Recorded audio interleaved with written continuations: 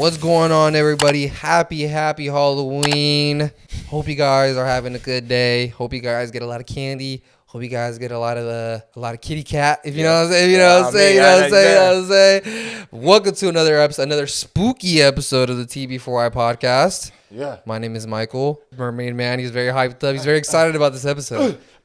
I caught him the day before yesterday wearing his costume like a little kid. Yep. Wearing his costume before I FaceTime him. I was just standing there already, had my costume on. Yeah, he was very excited about it. He was very excited about this. But you know what's crazy, bro? I just wanted to jump right in, dude. It's so interesting. Ooh, shit, I almost fell. And that would have been the end of Mermaid Man. Yeah, there we go. It's so interesting how when Halloween back in the day when we were kids, it was such an event. You know what I mean? And I feel like nowadays it's not as much. Like, even though, I was excited to put this costume on or whatever, it's like, it still doesn't feel the same. You know what I mean? Like, of course it doesn't for us. We're adults, but I feel like even adults back in the day enjoyed Halloween way better than we do. Yeah, I think a lot of times Halloween for sure gotten a little bit watered down in a way where it's like, it definitely doesn't hit the same. Like, I remember I think, was it last year or the year before that? We were at the homie's house and we're gonna give out candy. Oh yeah. No kids showed up, bro. That was so sad. Like, I felt like I got all this fucking candy, and then you know what I mean. Can't do shit with it. Yeah, you can't do anything with it. You know what I'm saying? Yeah, I think for sure, trick or treating,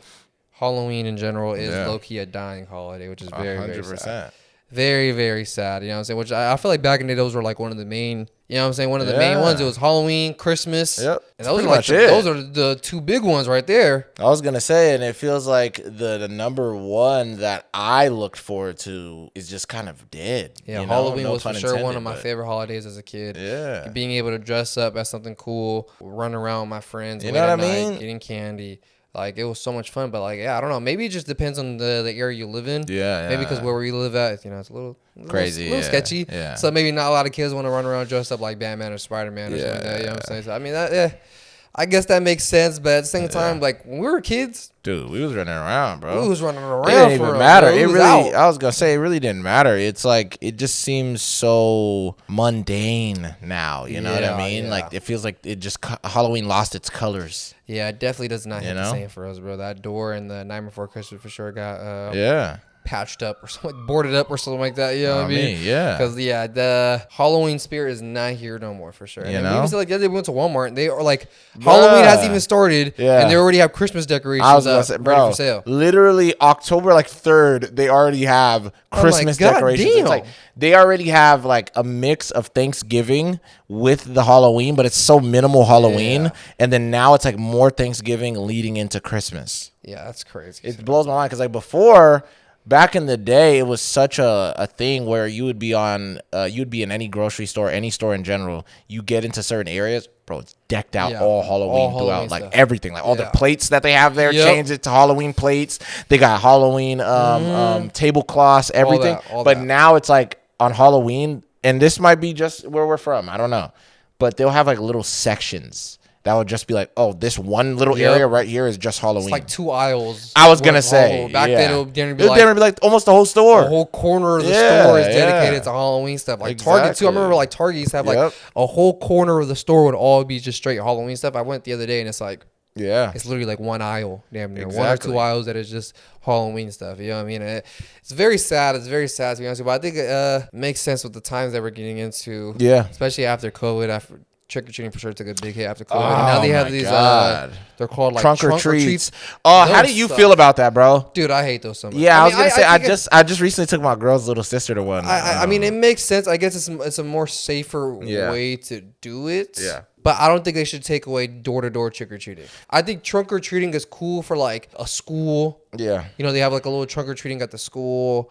Or, things like that. Maybe like a, Boys and Girls Club. They have a little trunk or treat. But to do like a community trunk or treat where like this neighborhood is doing a trunk or treat like at the park or something like that. It's a little bit interesting. I think that's crazy, bro. Yeah. I think that's insane. During COVID, it made sense because, you didn't want kids going door to door. You never know. So, you have a safe distance with the cars and all that stuff. But I think doing trunk or treat, because now people prefer that more. Yep. Because now it's like, I don't got to walk around hella neighborhoods with my kid. I could go to this one park, this one parking lot at Walmart or whatever. And everybody's right here. And everyone's already there. I was going to say, we're good for the night. I think that's what it is mainly for, is convenience over safety. I think most of these parents are doing these trunk or treats because it's like, damn, dude, I save up so much time. I can, trunk or treat with my kid for a good like hour, maybe hour 30. Yep. My kid's feet is going to get tired after the hour of just walking in this parking lot. Then we get to go home. I can go and, turn up, you know what I mean? And have my night for the Halloween and post up and watch scary movies.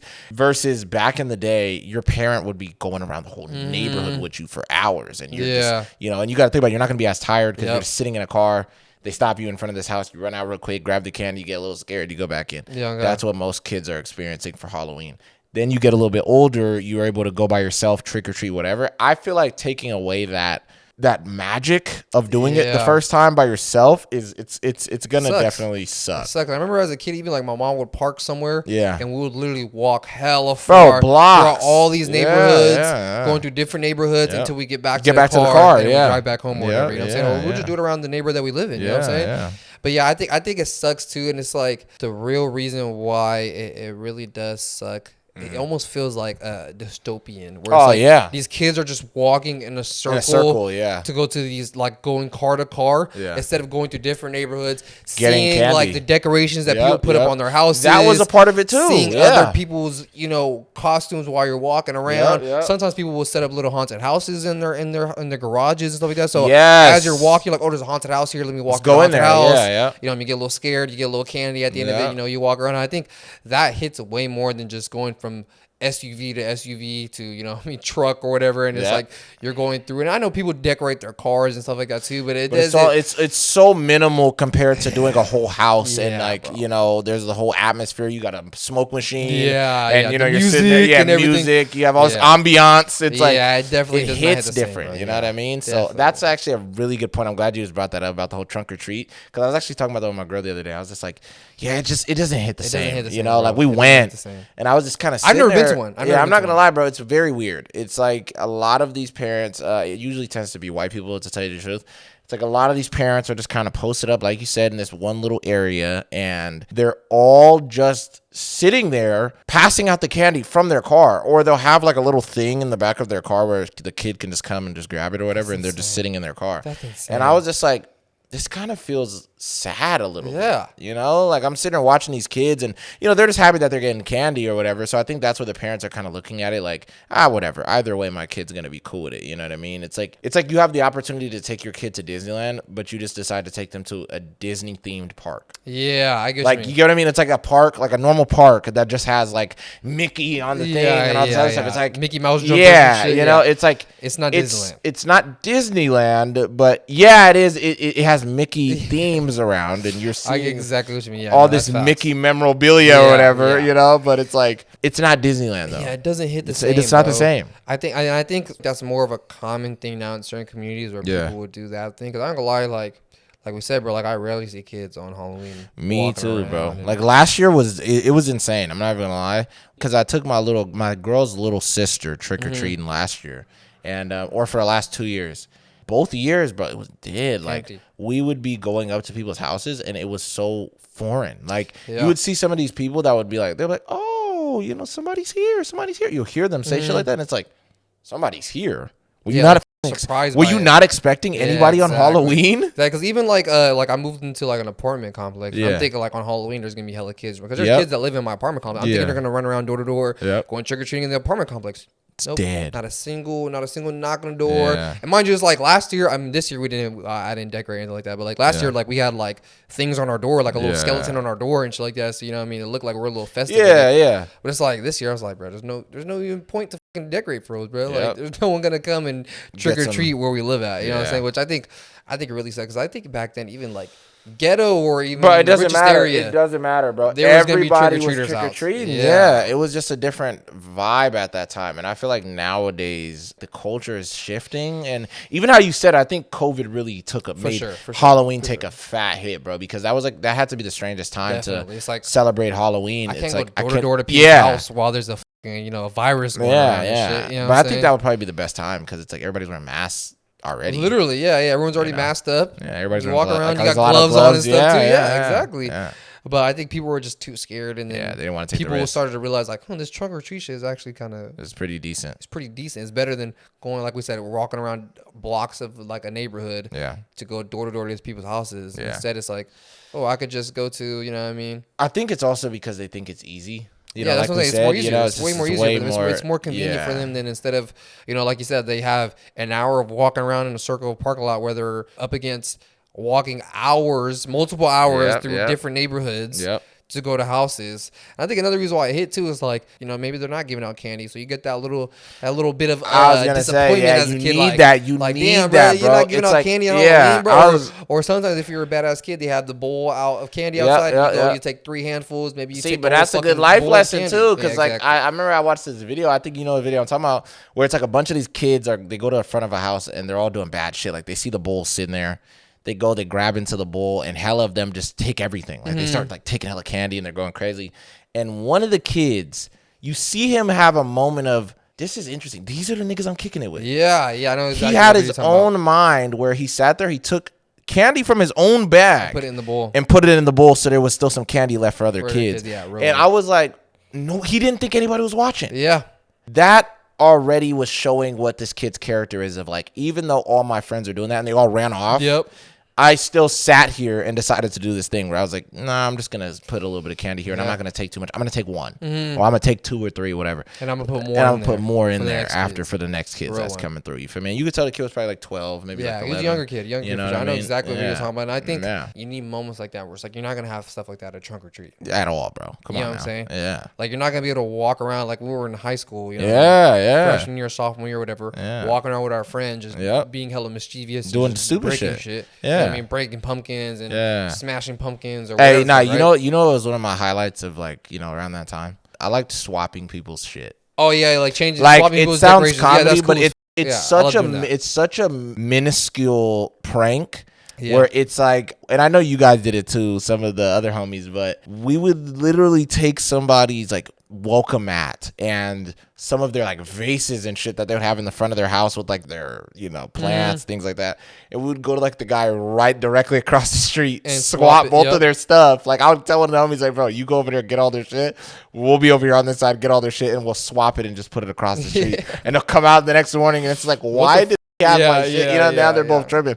We thought that was the funniest prank at the time. That was like so harmless. Besides like egging a house or TPing or whatever. Like that. I've egged a house. I've never TP'd. Yeah, I've always wanted to do that. That's insane. That was one of those like childhood memories I've never. I think you have, bro. I think egging a house. Come on, bro. I threw small pumpkins at people's houses. We're gonna do an egging after this, right after the pod, bro. So y'all stay tuned, bro. Y'all gonna come with us too. We're gonna get the video. But I don't know.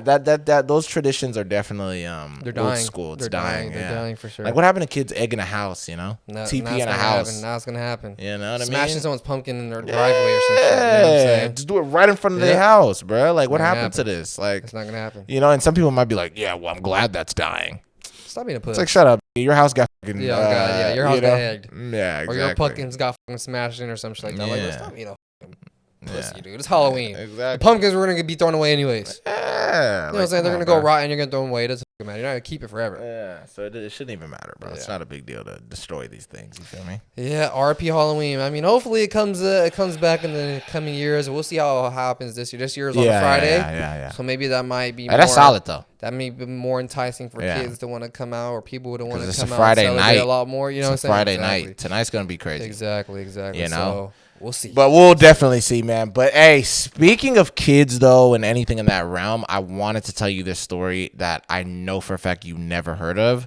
This woman recently got arrested for writing a book that was pretty much for pedophiles. Wait. She wrote a book. Yes. Really? Yes. Literally, the book is basically for them. And if you know what I mean. What do you mean? It's like a how-to type of book? It's not a how-to. It's pretty much like a sexual book about you know what. So actually, bro, this happened this year in Australia, and this lady, she came out with this book called Daddy's Little Toy. Oh my God. Yeah, it's very weird. Even the title alone kind of gives it away. That's sickening. But she started promoting this book this year, and she was promoting it like on her Instagram, Facebook, things like that, like all her social medias. When you find out what this book is about, it's going to surprise you that she even decided to promote this. But the author said that this book was an erotic retelling of the Cinderella story. That's how she described this book. And pretty much what the book is about is it's a grown man who is like in his middle age, I'm guessing, who falls in love with a girl that he meets when she's only 3 years old. What? Yeah, so he falls in love with her when she's 3 years old. And this lady wrote this book. It's this lady named Lauren Mastrosa. So she wrote this book. A lot of people ended up starting to catch wind about the book. So people in Australia started hearing about it. People were like not really reading it, but they were just kind of reading the synopsis or what the book is about. So it's freaking out a lot of people. They're like, this is disgusting. Even some of the lines or the quotes from the book, I would not be able to tell you until after this episode. Really? They're that like it's very graphic. Weird. I'll tell you after, yeah. But everybody in Australia was pretty much like, dude, we got to do something about this girl. She is wilding, creating a book like this. The book got so popular that even the police ended up catching wind of this. So police were like, yo, what the hell is going on?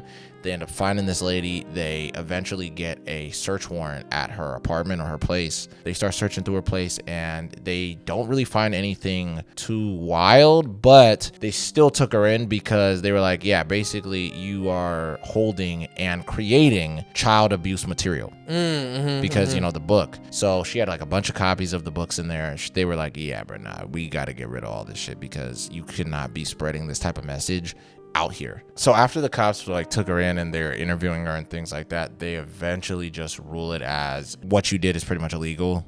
You shouldn't be writing anything like this. She ends up getting charged with owning and creating child abuse material. Oh, wow. Pretty much this lady has to go to court later on this year to really determine how long she's going to be in prison. So, because this happened so fresh, bro. This is so new. What was crazy is the lady just kept saying that she's still innocent. It was a big misunderstanding and people just misread her message that she was trying to make for this book. She kept calling it an age gap romance. That's insane, bro. Even though her main character fell in love with a 3-year-old. Yeah, that's crazy as hell. See, I think people are trying to put like labels on things and try to make things sound normal, like an age gap romance. Bro. Like, how big is the age gap, though? Exactly, yeah, bro. You know what I'm saying? It's like a toddler and a grown-ass man. That's insane, bro. Yeah, a little 3-year-old. He fell in love with her. Bro. I mean, well, hey, I hope she gets put away for a cool amount of time. Oh, yeah, I'm telling you. Obviously, they can't give her life or something like this. Yeah. Which, I mean, I don't know, bro. I feel like they should. Yeah, I feel like you should because, what you're putting out in the world is crazy. Might get someone to do something more heinous. Yeah. You know what I'm saying? You might have someone read this book and actually act on these implications. You know what I'm saying? Yep. So, yeah, I think that's a little bit strange, bro, that the fact that she even thought it was okay. And did the book actually sell pretty decently? Or I'm not too sure about the sales, but I think it sold a decent amount out of curiosity. Yeah, people were like, just like, no what is actual this book about? way. Yeah, no actual way she wrote this. So, but I don't know about just like the general sales when she dropped the book. People that target kids, bro, you're so weird. You're so weird. You know what I mean? You're in deeper than you think. Yeah. I mean, I'm just glad that this girl's actually gonna get in trouble for it, bro. Because there are so many stories of people where they slip through the cracks, get away with it, bro. Like, I'm gonna lie to you, bro. This story I have for you, dude. I do not know how they didn't arrest this guy, bro. Yeah. It seems like all evidence points to this dude doing something to this kid, bro. This kid went missing, and there's still no justice for this child. This happened in 1999 in Brazil. It happened to this kid named Bruno Leal de Silva. At the time, he was only like 9 or 10 years old. This happened in 1999. What happened was he was supposed to ride his bike to his dad's warehouse and meet him there. Yeah. Right? Because I think it was something that he usually did with his dad. As he's riding his bike there, something happens to this kid. The dad ends up coming home and he notices like, oh, Bruno never made it to my job. And Bruno's not at home. So they assume that something went wrong with Bruno. So they put out a search party and they end up finding Bruno's bike that he was riding to his dad's workplace. The bike had like a huge dent in it. Like he almost got hit with a car or something. So a lot of police thought like, oh, maybe someone hit him with his car and they hit his body because they were scared of something that, getting in trouble for hitting the kid or something. So they didn't really find any leads on what happened to this kid until randomly this psychic who lives out there contacts the family and pretty much said that he almost had like visions of Bruno, and he wanted to help out the family. Yeah. The psychic's name was Wilson Bonamigo. The police noticed that this guy has a huge dent in his car, in the front of his car, almost like he hit a kid on his bike. Yeah. So they immediately go like, all right, bro, you're damn near suspect number one now. Because why are you randomly just like, you know what I mean, trying to help this family out and saying that you had visions of this kid? They get a warrant to go check out Wilson's house. And what they find out about this dude Wilson is so insane. This dude was almost involved with like some demonic cult out there in Brazil. They end up finding in his house pictures of a bunch of kids. One of the pictures being of Bruno. Whoa. And they also found like a whole bunch of weird artifacts, like occult artifacts, like little figurines and a whole bunch of, you know, paintings and stuff like that. This guy at his house. Yeah. So they go back to where they found Bruno's bike to see if they can find anything else. At the location where they found his bike, they found this weird statue, or like this mini statue that was buried, that had a note wrapped around it. That had Bruno's name signed on the note a bunch of times over and over again. Signed by Bruno? No, just like it's just like his name written all over again on this note a bunch of times, wrapped around the statue that's buried where they found Bruno's bike. Wow. So they automatically think like, okay, this guy is involved with somehow Bruno being trafficked or even sacrificed. And the crazy thing about it, I don't even know how this happened, bro. Somehow, because they ended up arresting this dude Wilson, but I guess they couldn't find enough evidence on him to pinpoint that he did this to Bruno, so they ended up letting him go. Really? They ended up letting Wilson go, and to this day, they have no clue what happened to this kid Bruno, who took him, if he's still alive now, or you know whatever happened to this kid. Wow. Yes, bro. Ain't no actual way, bruh. Cause bro, as I'm reading this story, I'm reading different like, you know, articles of the story. I'm like, bro, this dude Wilson is the one who did it for sure. Oh God, yeah. What the hell, bro? The fact that they found all of this type of stuff, like the picture of Bruno in his house, that's already a dead giveaway, bro. Like that's me personally. That is almost enough evidence for me. Why do you have this picture of my son randomly? Like, really think about that, bro. There's no other reason why you would have a picture of a little boy in your house that isn't related to you at all. And there's also other pictures. And there's other kids. Yeah. That's what I mean, bro. That's very That's very like some trafficking. Like bro. Like it's very weird, dude. And the fact that he had all of that and the whole writing thing that they found too, it's a little bit too much, bro. Yeah, but I guess it wasn't enough evidence to pin it on this guy Wilson to arrest him, so they ended up just letting him go. Really? Yes, bro. Ain't no way, bro. And I think to this day, I think his mom is still alive and she's still like trying to figure out, like she still writes notes for her son. That's sad as shit. Yeah, bro. That's actually really sad. I mean, if Bruno was alive now, he would be like in his 30s. I was gonna say, 40s, yeah. Because he was like 9 years old when he got took in 1999. Wow. Yeah, bro. So I think that dude Wilson has something to do with it for sure. Oh, he definitely did. There's no other way to spin that. I mean, the fact that the system out there, and you said Brazil, right? It's happened in Brazil, yeah. Yeah, bro. The fact that the system just let this guy go is really a disservice, bro, to this family. You know what I mean? Because it's like, come on, bro. Like, at least do research for the next couple years. Like, don't just rule off the case. Like, well, you know, we didn't find enough evidence on this guy, so we got to let him go. Yeah, it's like, and I think that dude ended up leaving Brazil after that happened. So the guy no one even knows like Wilson. Suspect? Yeah, no one even knows where he's at nowadays. You know what I mean? Of course, because he got away with it. Look up online things about this guy. Yeah, he couldn't find anything, but he went off grid. Yeah, because you got to think about it. He was thinking, how the hell did I get away with this? They literally caught me red-handed. Yeah, they caught me red-handed, and somehow I'm out here scot-free. Crazy, bro. That's insanity, bro. Yeah, I'm not gonna lie. Those are always the cases that bother me the most. Is whenever it's like dumb police this is officers. This is almost like undeniable evidence. From the dent to the car, yes, to the weird occult stuff found in his house, yes, with the kids' pictures found in his house, yeah, to the weird statues that was buried where they found Bruno's bike with his name written on it a bunch of times, and the specific picture of the kid. Come on now.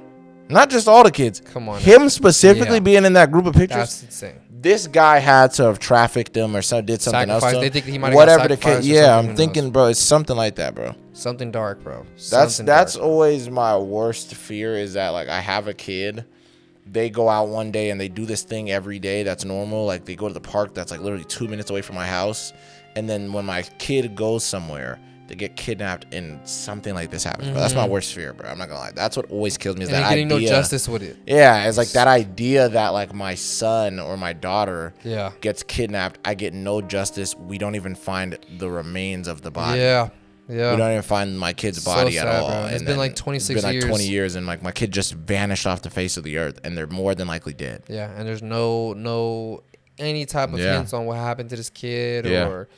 And then the only hints you do get, they go and rule it off as it is what it is. It's not enough evidence. Bro, that would kill me. The picture being found in the apartment should be like, yeah, you're damn that's we got you dead to rights, damn near, bro. Like this is it's over. Apparently, it's just okay for this grown man to have a picture of this random of my kid son that he's never met before. It's fucking weird at his apartment. Yeah, that's fucking weird. Insane, bro. Like, so yeah, I think justice was not served for this kid, Bruno. At all, bro. And no one knows what happened to him. Wow, till this day. To this day, bro. It's been like 26 years. Still nothing. No signs of him coming back. No signs of his body being found. Well, if your brain is located in the proper area, dude, you would know. You would have arrested that guy 25 years ago. Thank you, bro. But apparently all of them cops and anybody who believes he's innocent, your brain is located up your ass.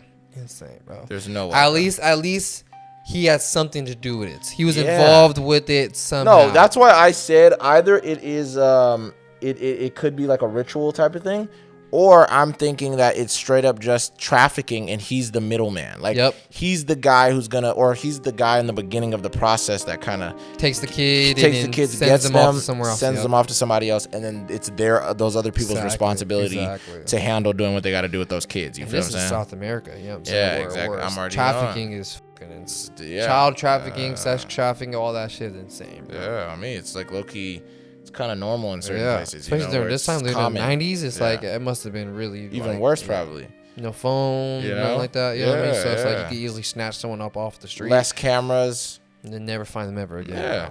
Because remember, we talked about that. Like, it's so crazy that how back in the day, you know, you would see, and they even said, I mean, it still happens to this day, but back in the day, even like Halloween was probably one of the worst times of year for kids to go outside because like nowadays kids can be like 10, 9, whatever. Their mom would be like, okay, just make sure you answer your cell, okay? Yeah. But that's and so insane how's Halloween dying nowadays when back then it was arguably more dangerous. It was way more dangerous, nigga. It's like you're gonna go 3 hours away from your house, walking up the street with no contact with your parents at all in the middle of the night. Yeah. And mind you, this is the one night of year where everybody is wearing a disguise. So that means including the actual criminals, the serial killers, the rapists, any of these type of guys, all of them are in the street. And if they're really smart with it, some of these guys can disguise themselves as another person in a costume, snatch you up just like that, where they could sit there and dress as Michael Myers or whatever, and everybody's like, oh, look at this guy's trying to be scary. But it's like, no. He's really about to do some crazy stuff to this person. Like, I'm not going to lie, bro. That is a good ass point that it's like back in the day, it was 10 times worse. So why is it that Halloween is still dying? You know what I mean? Because I just look at it like, how is it possible that a kid like this can go missing, you know? And this was in like the 90s, you said. He goes missing. It is what it is. Like, there was no other way to figure it out, I guess, apparently, even though all of this other evidence is literally right in front of these cops' faces. But I'm saying it's like nowadays, that is such a easy catch. And I feel like we might still come up with some of those type of issues nowadays, but I don't know. Like I don't know if we're gonna let shit like that slide, especially like the way we don't play no more about another type of shit. I feel like it would be a lot more harder for someone to get away with that. Oh yeah, nowadays than it was back in the days. You know what I mean? Like, dude, speaking of bad things happening to kids on Halloween, bro, this story is so sad. This little girl got SA'd by her neighbor on Halloween night so bad that it literally killed her. This happened in 1973 on Halloween night to this girl named Lisa Ann French. She was trick-or-treating by herself this night because I guess her best friend had gotten in trouble, so she couldn't go trick-or-treating. So Lisa was sent alone by herself. Back in the days, bro, parents didn't really give a fuck at all. Yeah, and how old was she? She was only 9 years old at the time. She's walking around, she's trick-or-treating. She goes to her neighbor's house, which is this dude named Gerard Turner. Normally, this guy seemed like a regular guy. You know, he had a wife, kids. They would see he was really nice to his neighbors and stuff like that. So this little girl goes to his house. She knocks on his door to go trick-or-treating. He brings her inside. He takes her upstairs. He rips off her costume, throws her on the bed, and he sodomizes her. What? to the point where her body went into so much shock where it literally killed her. Whoa. Just by him doing what he was doing. Her. Yes. That is so dark. Crazy, bro. And he ends up grabbing her body before, because his wife had like went to the store for like 15 minutes. Oh, so he did all of that while his wife was at the store? Yes. So before his wife comes back, he grabs her body, puts her in his car, and like dumps her like on the outskirts of town. Since Lisa never comes home, her family's freaking out. Her family ends up putting out this huge search party because she never comes back home from Halloween. And I think after a couple of days or weeks, this farmer ends up finding her body out on the outskirts of town. So now that the police have her body, they're trying to figure out who did this, and they immediately have Gerald as one of their main suspects because a lot of people seen that was the last house that they seen Lisa going to. Yeah. So they keep on calling this guy. They keep on trying to get him to try to convince. They keep bringing him in for questioning and stuff like that, but they don't have enough to pin on this guy. Yeah. 9 months later, this dude Gerald turns himself in. Oh, shit. And you're not going to believe the reason why he turned himself in. It's not because he felt guilty. It's not because he felt remorseful. Yeah. He literally turned himself in because he was tired of the police calling his phone all the time. Really? Yes. So he turned himself in just pretty much so he wouldn't get bothered anymore. Yeah, like kind of just like, bro, stop bothering me. Yeah, leave me alone. He turned himself in. The police end up arresting him and he ended up going to jail. But like, holy crap. Dude, you did this to this 9-year-old girl. Yeah. And when they did the autopsy, that's where they found out that she died not from strangulation or anything like that, because they did find like, strangling marks on her neck. Yeah, but it was from the act. She died because of shock because of what happened to her. Dude, that's so sad, bro. So sad, bro. A 9-year-old girl, bro. Like, you gotta really think about that it was so crazy what was happening to her in her mind that it just destroyed her. Literally it ended her life, bro. Yeah, that's so dark how something like that can just... This is on Halloween night, I know, yeah. That's super crazy. And she was just out there trying to trick or treat, you know what I mean? Like, just being a little kid. And that's what's so crazy, like you said, because this happened when again? The 70s. I think it's happened in 1973. Yeah. See, this is what I'm talking about, bro, where it's like... in today's time, that's not happening. Yeah. Like, you're not letting a 9-year-old walk out by herself. Not even just that. It's like somebody in the neighborhood's doorbell cam is going to capture that girl entering bro's house. Yep, exactly. Like, either it's going to be showing like the front of the person's driveway, and you're going to see the moment the girl walks from across the street. You're going to see it, even if it's half of the street. You'll see her walking into the area and never leaving. So it's like, where's she go? And then later on that night, you see on the doorbell cam, the guy's just leaving his house. Yep. And that's from his neighbor, bro. That's like across the street. Or something, yep. It's like all you're seeing is him getting his car. He leaves around like 1 p.m. or whatever, and the girl came around 9. Exactly. 9 p.m. or 1 a.m. It's like, damn, bro, what were you doing with all that time in between with this girl inside the house, and then randomly in the middle of the night you're leaving this late? You usually don't. Yeah. So then that's how the police end up catching some of these guys. Versus back in the day, bro, you go, you do something with some kid, do something with somebody, you kill them, you throw their body in your car, bro, you might get away with it. It took them 9 months, and just for him to confess himself. If they would just left him alone, they probably would have never found out what happened to this girl. Yep, exactly. That's what's mind blowing about the whole thing, is that it's like you could literally be on this person's trail back in the day and just lose it.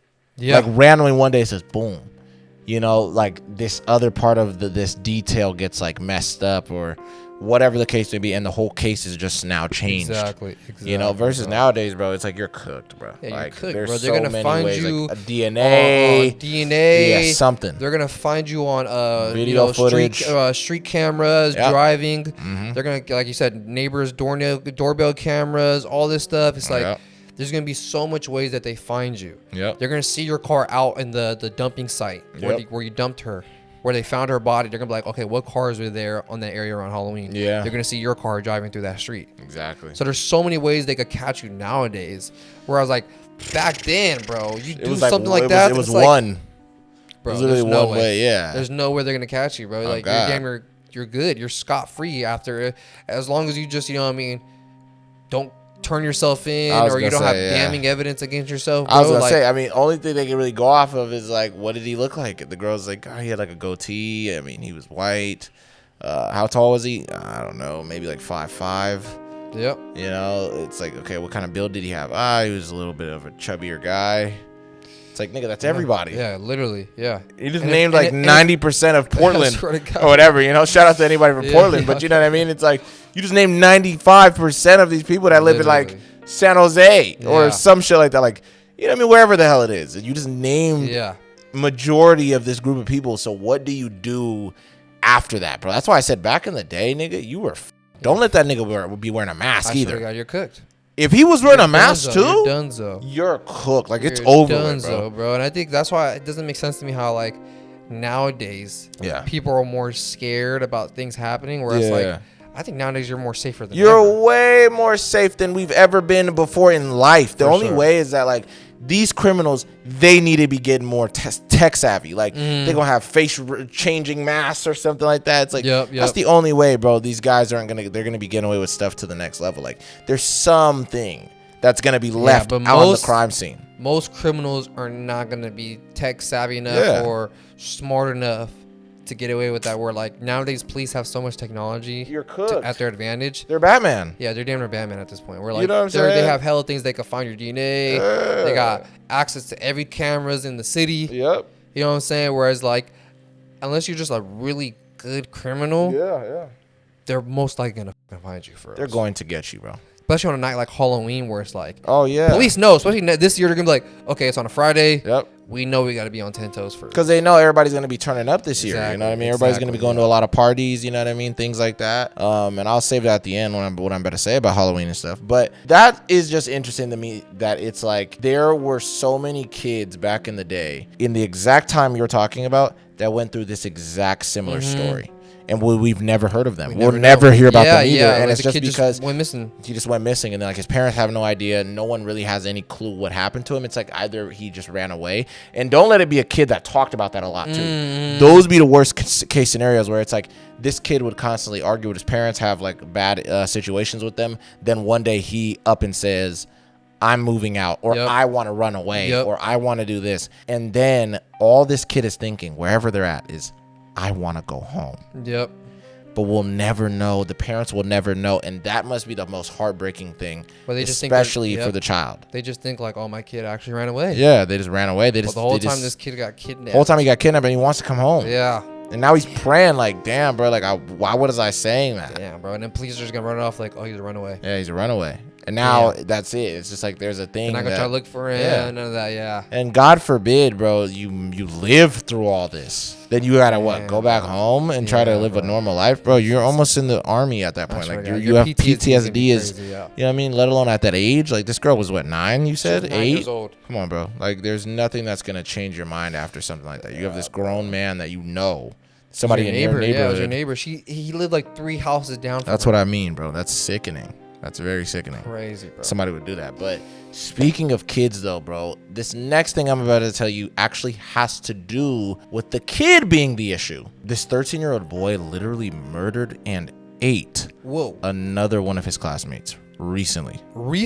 This is in 2025. This happened this year? Yeah, this happened this year in Egypt. It blew my mind. So this little boy named Yusuf, he was the original 13-year-old boy who does this crime. He one day, for some reason, decided to lure this other boy named Muhammad, that was one of his classmates. He lured him to his parents' place. He was like, yeah, you should come over. We can hang out, just play, because my parents aren't home right now. Something sinister was going through this kid's brain that he was plotting against this kid the whole time. So they go over to the kid's house and, like he said, his parents weren't home. And randomly out of nowhere, this kid, Yusuf, goes and grabs a wooden stick, like a big stick. He smacks the kid over the back of his head with it, the kid, Muhammad. And he beats him to death with this stick. And then immediately after he does this, in his own place, that's crazy, he goes to this area where his dad keeps all his tools and he finds a power saw or an electric saw. He starts chopping the boy's body into pieces. And as he's doing this, the kid later admits to police that when he was chopping him up, he said he just got curious and started taking bites and eating pieces of this kid that he just murdered. That was his classmate. He was chopping little pieces off. So he was like chopping pieces off so he can eat it as he was dicing the kid up to make his body easier to dispose, right? So after he does that, he eats some of the kid, puts the rest of it away in bags. He immediately after goes around to different parts of Egypt, the area that he was at. He's just dropping off little parts of the body in different places. And a random person found this part of the body and immediately alerted the police.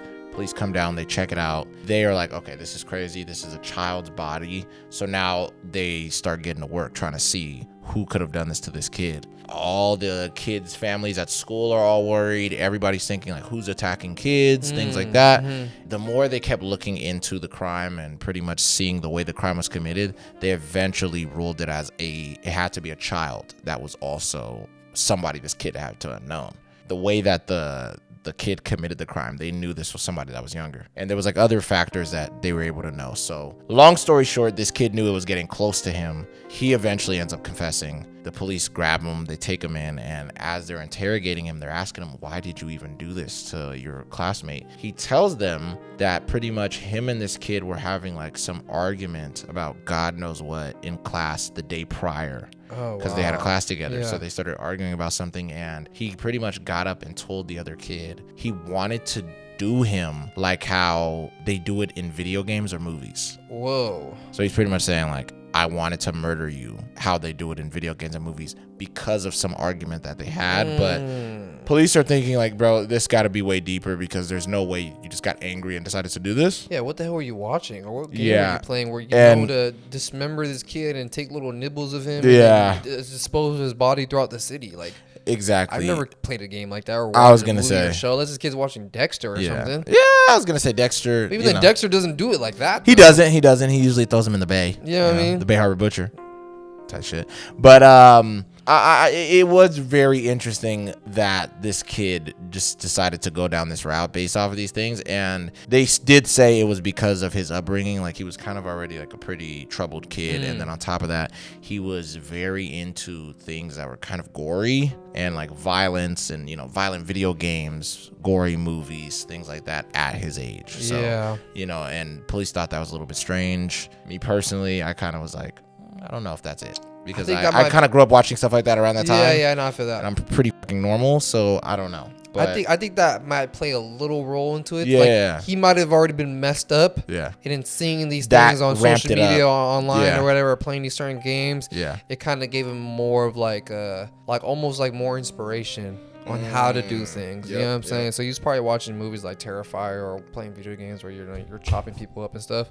And it probably made him think like, oh, that's a way I could do it. You know what I'm saying? So yeah, I don't know. I think it's more deeper than just, you know, him watching TV. Watching bad movies or video games. I'm already know, me too. Yeah. So pretty much the police right now, they don't really know what they're gonna do with this kid. He's so young. He's so young, and they're keeping him in some type of juvenile detention center type of thing, but he's not really locked up. So, yeah, man, it's very weird, and they still don't know what they're going to do to this kid because the story is so fresh. It literally happened like a couple months ago, so. Oh, my God, it's so crazy. I mean, like, what do you do with a kid that young who did something so heinous, like me, chopping his classmates? I was going to say, me personally, if the crime is very adult like this, where it seems so premeditated, dude, you're getting treated like an adult. I don't care. Like, if your mind was grown enough to think, I gotta chop this kid up, I realize I know I have to get rid of his body and hide it, and I also gotta, you know, I'm gonna eat some of it, bro. No, you're going straight to jail. Like, we're throwing you in there with the adults. Like, you know what I mean? I don't even know, bro. I would say throw him in. I would say probably throw him in juvie until he gets to 18, the age, and then throw him into jails with adults. You know what I'm saying? Probably, yeah. I think that's probably the safest, because if you throw an 11-year-old kid with a bunch of, you know, actual crazy criminals, it's like, no, we'll keep him in his own little section. Okay, I feel you. Yeah, he'll have like his own little section and just kind of be isolated, you know. But I think that might just fuck him up even more. Good. Like but then when he goes into, we're not trying to rehabilitate. I know, but I'm saying, but when you go into general when you put him into, you know, with a bunch of other inmates, he's been in solid isolation, for like the last 4 or 5 years, 7 years or something like that. You know what I'm saying? So it's like his brain might be fucking really twisted and fried more than what it was already. So it's like, now you're gonna put him in a cell with another cellmate, or you're gonna put him in this recreational area with a bunch of other prisoners. Like, he's definitely gonna try to eat somebody else, or do something crazy. You know what I'm saying? So I think that's why, to kind of keep him a little bit socialized, I guess, put him in juvenile hall with a bunch of kids who've done some crazy shit too. You know what I'm saying? Yeah. Once he hits 18 or whatever, a certain age you want to put him at, throw him into prison with all the actual big kids. You know I don't know, bro. I mean, the way I look at it is like, I agree. 13 years old, throw him in there with the 20, 30-year-olds. Yeah, bro, low key. I'm just like, bro, put him in like his own separate little thing, bro. Like, I don't think, and I get what you're saying because you're trying to prevent this person from becoming worse, which makes more sense. But me personally, bro, I look at it like if you do anything, because let's say I had my own kingdom, right? Like, I got my own kingdom. I'm a king, right? I would probably be executing people 3 to 4 times a week. Yeah. Or a day, actually. Yeah. Like, I'm talking about in the sense of, bro, if you decided, I don't give a damn what it is, bro. There's certain things that's just like, bro, chop his head. Yeah. Get rid of this guy. Like, if you decided to, I don't know, somebody did something to your mom, so then you go and you do something to their mom, bro, I'm not going to cap with you. You're still going to get it. Yeah. Like, you're getting it too. It's like, I see what you did there, bro. You try to get some justice. But both of y'all now are going to be. Both of y'all now blind. Yeah, on the chopping block. You know what I mean? So I would do a lot of things like that where it's like, I'm not giving too many chances at all. This kid did this to this kid that was a classmate, but you're cooked. Like, I'm going to make sure you're never going to have a normal life again. Like, you're not going to have a moment of peace damn near, bro. I get like, what you mean, you're insane. Yeah, honestly, I think they need to bring back some type of like medieval torture. Oh yeah, public execution. Executions in general. Because I think that damn near instills fear to the rest of the people who even think about doing something like that. You know what I'm saying? Because if you find out like this guy got caught up texting these 13-year-old girls, and then we caught him with this stuff on his phone, and we caught him doing things to this other little girl, and then we drag him in the middle of the street, you dragged him through the road, and you hung him upside down while everyone threw knives at him or something like that. It's like the next guy's gonna think like, okay, maybe I shouldn't fucking do that shit. Because they're gonna do me damn near worse than they did this guy. You know what I mean? And I think that was low-key a good. It is a little bit barbaric. No, I was gonna say I think definitely that's barbaric, but I think it's a good way of showing people like stop, bro. If we find out you're doing some crazy thing, that we find out that you chopped up your wife and 8 pieces of her body or something like that, just know that you're not just gonna be locked. Yeah, you're not just. I was gonna say you're not walking away from this, bro. Like you're not gonna. You're not gonna be stuck on death row for the rest of your life. No, we're gonna get to you. Yeah, we getting that head off. For surely. Yeah. We're gonna do something. We're gonna put you in the iron bull or something. Yeah, bro. We gotta do something. You know what I mean? Yeah. Like that's how. And I kind of agree with this guy's take. I forgot his name, but this guy was pretty much saying how he thinks the reason why we stopped doing public executions is because it was making us as a society way more barbaric. That is true. And it was saying like, you know, he was like, dude, like kids would be at some of these things. Like there would be kids in the splash zone. Like damn near, you know, they got little bibs on and shit. Like you know, catching the blood.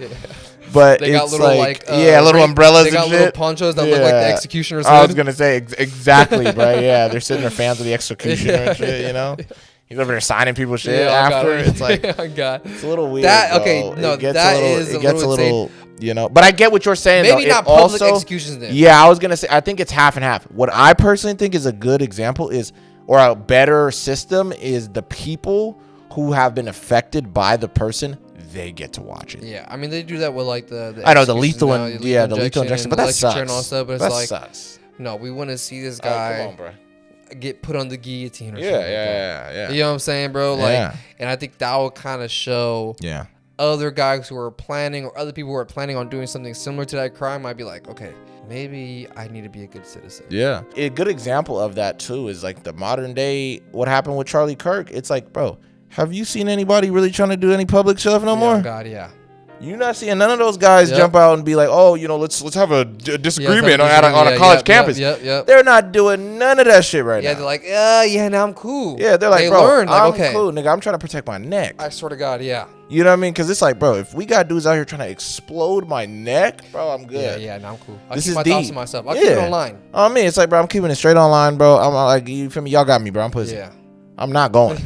Like, especially I see how y'all coming out blasting. Yeah. I'm A-okay, bro. And I think that one's a little bit different because that's like more. That one's more messed up because it kind of messes up on freedom of speech and all that stuff. That's a whole other conversation. But I think I get what you're saying. Yes. It's like you're kind of showing an example of what could happen to you if you keep doing these things. Yes, bro. You know exactly. what I mean? Yeah. Or I think we look at it, bring back a little bit of something.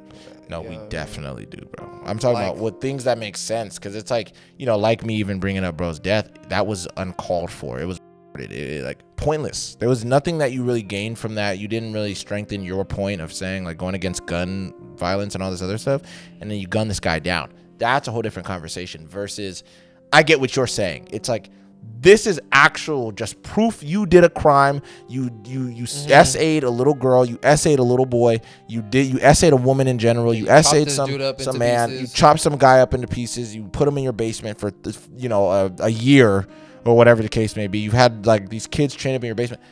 All of those things, bro, you're getting executed. From that perspective, I think all those make sense. I think it should. You do any of that stuff. I'm not saying like, you know what I mean, you get caught with a little bit of weed on you, or you know what I mean, you get caught at domestic disputes, or you get caught fighting at a bar. Yep. Those reasons, like, okay, yeah, you should go to jail for like a month or two, or a couple weeks, or whatever. Spend the night in jail, or like that makes sense to me. Like, drunk driving, you crash your car. Yeah, bro. Yeah, I ain't gonna lie to that. You should be in there for a little minute. You should be in there for a fat minute. You know what I'm saying? Especially if you killed someone while drunk driving. You should be in there for a fat minute. But I think if you did something where you were in your right mind, and you decided to kidnap somebody, chop somebody into pieces, you know what I mean, blow somebody's brains out, anything like that, bro. You deserve the worst type of punishment. And I don't think the worst type of punishment is just sticking you in a jail cell for the rest of your life. Because it's at the end of the day, it's like, that, bro. You're going to get used to it. And yes, it sucks. Oh, you don't get to see the outside and you're in this jail forever. That does suck. But I think that should be reserved for people who did more smaller scale crimes. I think if you like murdered somebody, you did all this stuff, you're gone. We shouldn't waste taxpayer money on you at all. Like, look, this is very controversial. Shout out to anybody who's still in this freaking in watching this video. But I'm just being honest. If you committed a crime that heinous, where you took another person's life, you SA'd somebody, you kidnapped children, you did anything in that realm, bro, I'm personally saying we should not waste our money on you at all. Get rid of this guy. Yeah. Like, let's just stop playing the games. If he's never getting out of jail anyways, why are we just keeping him locked up on Earth? Yeah. And then people want to say, oh, well, we don't want to be judge, jury, and executioner. It's like, but damn, you are. We already are. We're determining based off of our American values, off of what we believe out here. Because you go to Middle East or any of these other countries, they could get married to somebody who's 13 and they're 70. Yeah.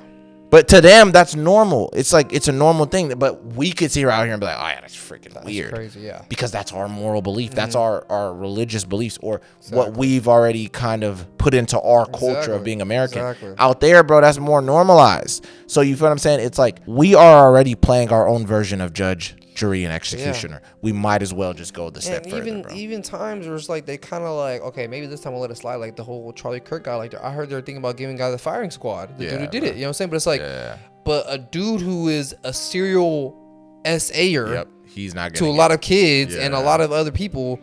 He gets to just sit in that jail forever. Give both of them firing squad. Put them right next to each other. Yeah. Like, let's stop all the bullshit. Give both of them the firing squad. You know what I'm saying? Like, this guy killed an innocent dude, regardless of how people want to spin it. Whatever, you know what I'm saying? We could say the stuff that he said. You could disagree. For sure. But he was innocent. Yeah. He didn't do anything illegal. So then it's like, that guy, give him public execution. Like, y'all could go ahead and do the firing squad, whatever you want, bro. Make sure that it's a little bit public, or at least let his wife and, you know, his brother or whoever else is in his life, his dad, get to watch that.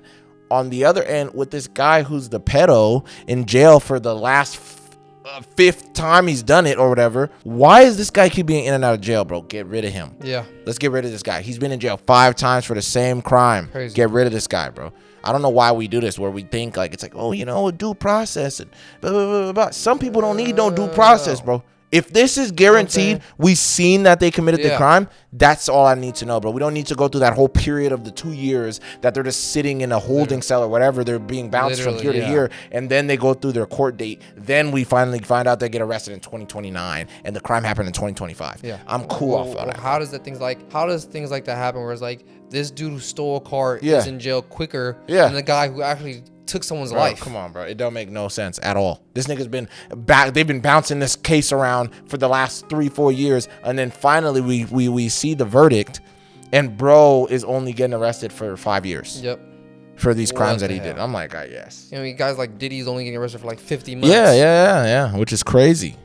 What is that? All the crazy evidence that we've heard about this guy, all the stuff that all the horror stories that we heard about this guy, and it's like, but he gets 50 months, but a dude. Yep.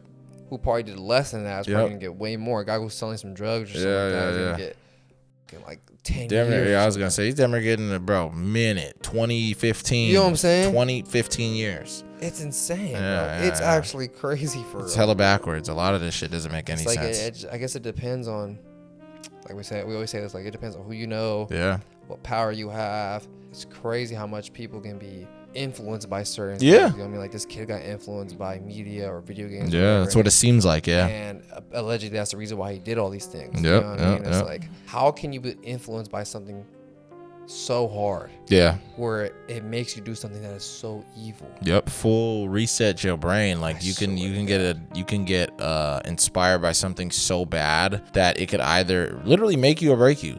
Where either you get inspired by something that changes your life forever. Isn't that interesting how life works? It's like there's this duality in life where it's like one thing on one end can inspire you so much that you become the best version of yourself because of this thing. Like somebody could be inspired by a superhero, or you could be inspired by anime. You could be inspired by a cartoon character. You can be inspired by real people. You know, having a role model, things like that. You get inspired by these other people, then you become something great as well. Like that's super interesting. You know what I mean? Or like you get inspired by someone negative, and you become evil. Exactly. Like, you know what I mean? You know, like, dude, this cult literally poisoned an entire town to try to gain political control of this county.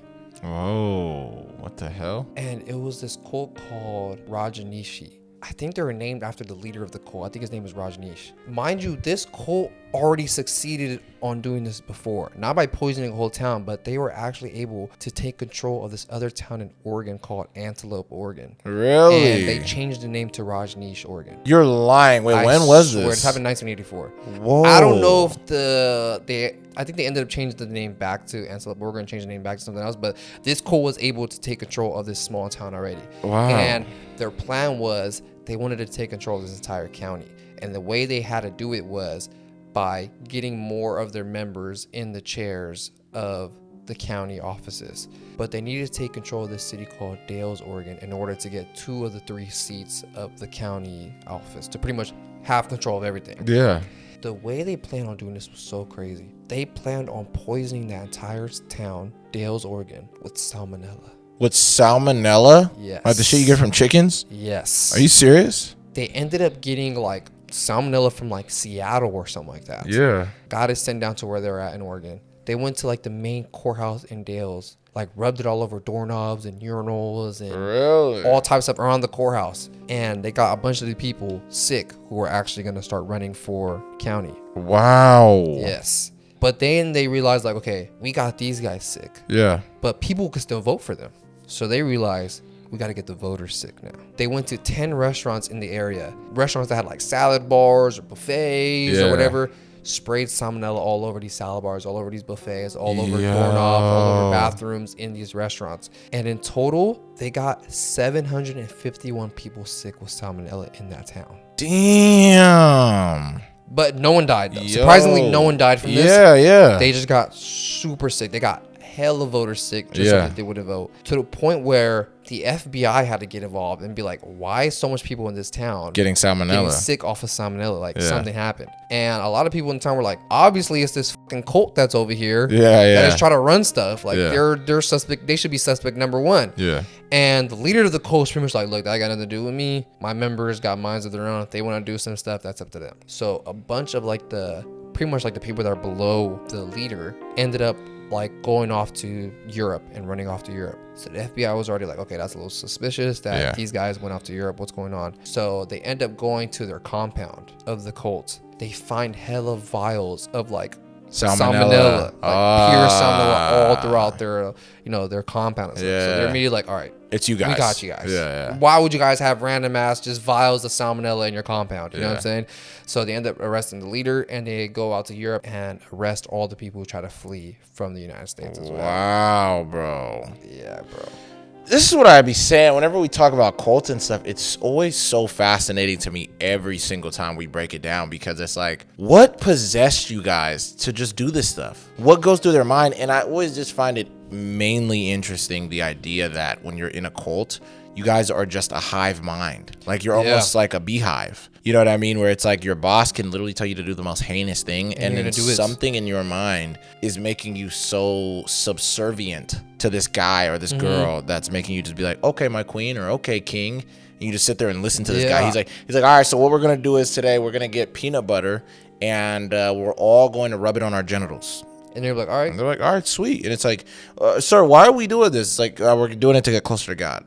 Yeah, Lord Xenu wants us to do this. Yeah, Lord Xenu wants all of his peoples to rub peanut butter on their balls. It's like, and then, you know, it's like, yeah, but if you're a woman, it's fine. Just do it on your proverbial balls or your whatever balls, you know. Yeah. It's like your fake balls. Do it on it's those. like, what the hell? Like, and like the fact that people like that, his members follow this through and actually got 751 people sick with salmonella. It's insane. That's what I'm talking about. It's like, you guys just didn't think that was interesting? That it's like, yeah, but why does this guy want to take over all this? Like, is he a super villain? Like, why is he doing this? Yeah, and the fact that they already had taken over another city is crazy to me, bro. Insane, bro. So is that whole city? Was that whole city just filled with all of those type of people? All their cult members, yeah. Dude. It was like a whole town of just their cult members. They went in there, ran for the local election. One of the cult members won. Then they kind of started just spreading it around to other people in the community. Do you think that's how a lot of people's ideals kind of spread a little bit? Is that it's like you'll become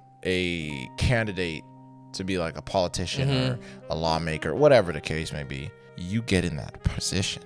Because, like, you know what I mean? Because, like, they do a lot of that type of stuff when it comes to, like, the mafia. Yeah. Or, you know. Organized crime and stuff. They usually get an inside guy who could either help them fund certain things or help them escape certain things or, you know, like, you know what I'm saying? Yeah, exactly. And, like, the way they did it was, like, they got one guy in office or one person in office in this town. I think it was called Antelope, Oregon. They eventually kind of just pushed out anyone who didn't want to follow what they believed in. Wow. To the point where they got everyone out of there because it was already a small town. It had like probably less than like 300 people in that town. It was like tiny town. So it wasn't hard to convince people to join you and also to kick out the rest of the people who didn't, you know, want to join you. Oh God, and once they got control of that, they were kind of like, yo, let's take over this whole county. Wow. And the way they needed to do it was by taking over this other town, but you know, they didn't succeed with that, but they got really close to it. No, seriously. The fact that they actually got that many people sick. I was gonna say, bro, 700. You said 700. 751 people were sick. Bro, that's a huge number of people. Yeah, and I don't know if that includes the people who are also got sick in the courthouse, or if that's just the citizens that lived in that town that got sick by it. Bro, that's so. But still, fat amount of people that they got sick. Huge amount of people. I mean, you gotta imagine, like, it's so crazy how social media has kind of skewed our mindset of a big number. 751 people is a because think about it, right? It's like you get 700 views. You're like, oh, this sucks. That ain't nothing. Yeah. But if you get 700 people actually listening to you in front of you, that's insane. You're like, no freaking way. Yeah, it's a lot of people. You know what I'm saying? Like, I have 700 people that showed up to hear me talk. Yeah, exactly. Yeah. You know, but then you think it's like, 700 views sucks. That's social media has like, you know what I mean? Like, it has broke our brain so much where it's like, when I was younger, if I saw 700, and it's so interesting how like a number can change depending on what you're talking about. Like, if you have an Instagram post and it gets somewhere around there, that's cool. It's like, okay, yeah, you get like 700 likes, whatever. It's like, holy shit, like, it's crazy. That's dope. But if you get 700 views on a post, like on a TikTok or something, it's like, that ain't nothing for us. That's crazy, right? Yeah. It's just so interesting how it just kind of skewed our brains so much. If someone walked up to you and gave you $700, yeah, that's like, oh shit. You know, you're still gonna be like, whoa. Yeah. You know? But you know, it's interesting though. But if you get paid from your job $700, yeah, you're like, come on, bro.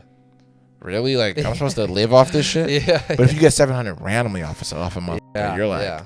Whoa, that's fat. This is fat. It's pretty fat. Yeah, that's so funny that you say it like that. You know what I mean? It's all very different. But yeah, with something like this, bro, it's like you got to think about that. That number is way too much to even hear. 750 something people. Imagine how filled the hospitals were in that. That's what I'm saying, bro. And they were probably not that up to par either. No. You know what I mean? In 1984 too. It's like, yo, you're getting all these people coming in with salmonella. Exactly. And I'm pretty sure it was like another small town, so it's like they probably don't have multiple hospitals. Oh, like these are the type of hospitals, nigga, where they'll freaking punch you in the mouth and you know, throw a lollipop in your shit and wrap your head so your jaw doesn't swell up too bad. You know, That's the type of shit that they would do. Yeah, no, for real. That is like the fact that no one died. Yeah, that blew my mind. That's a miracle. I think that's the craziest part about this whole freaking story is the fact that nobody died from this shit. You know what I mean? Salmonella could kill you. Salmonella, I was gonna say, is deadly, bro. Yeah. Like that was like probably one of the first things I've ever heard of from my mom. That could kill you. Yeah, I was like, hey, I ain't gonna lie, like, you know, my mom would be cooking chicken or whatever, and like there'll be some of the raw chicken on the side, and I'll be like playing around, acting like I'm gonna lick it and shit, and she'll be like, yeah, no, don't even play around like that. Like, you could literally die from salmonella. And then I remember that was the first time I ever heard the word salmonella, and I was like, what the hell is salmonella? You know what's so crazy? Insane. I used to get salmonella and salami mixed up when I was a kid.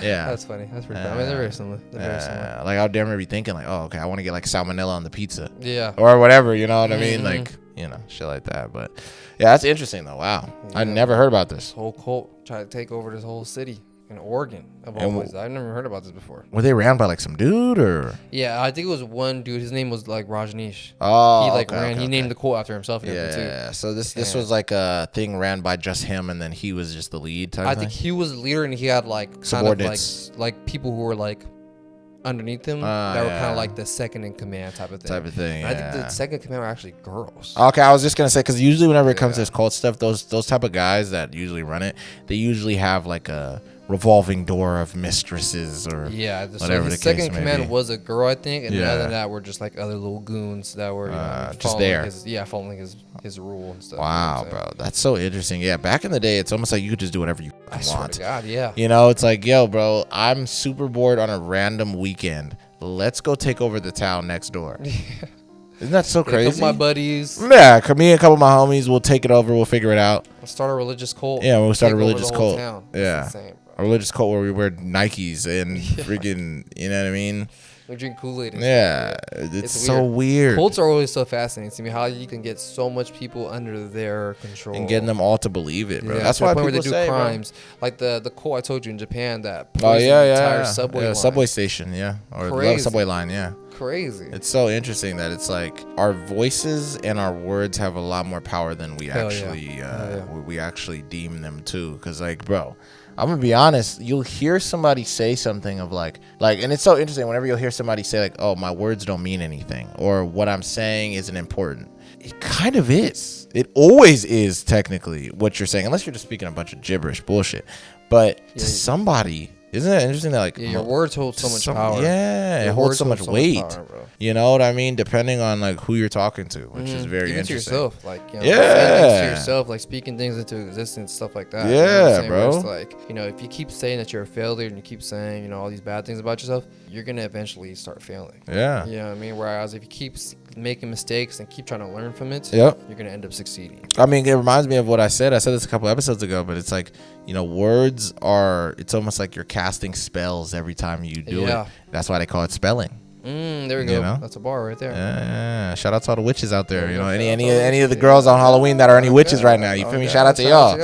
But shout out to the dudes too, the warlocks. Yeah, shout out to the warlocks. Yeah, because those are warlocks or wizards, right? No, I think warlocks are because wizards are both, right? Wizards can be a woman or a girl. Yeah. I mean, a woman or a man. I think so. Yeah. And then warlock is specifically a male witch. And then witches are female warlocks. The female warlock. I think that's how it works. Yeah, that makes sense. And I remember they were talking about it in I forgot what it was, but they said warlocks are the ones with like that don't have the pointy hat.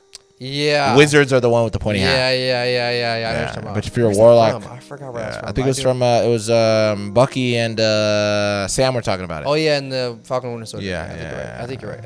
I think it is something like that though. Yeah. Shout out to all the warlocks and witches and wizards out there. Yeah, shout out to all you guys, man.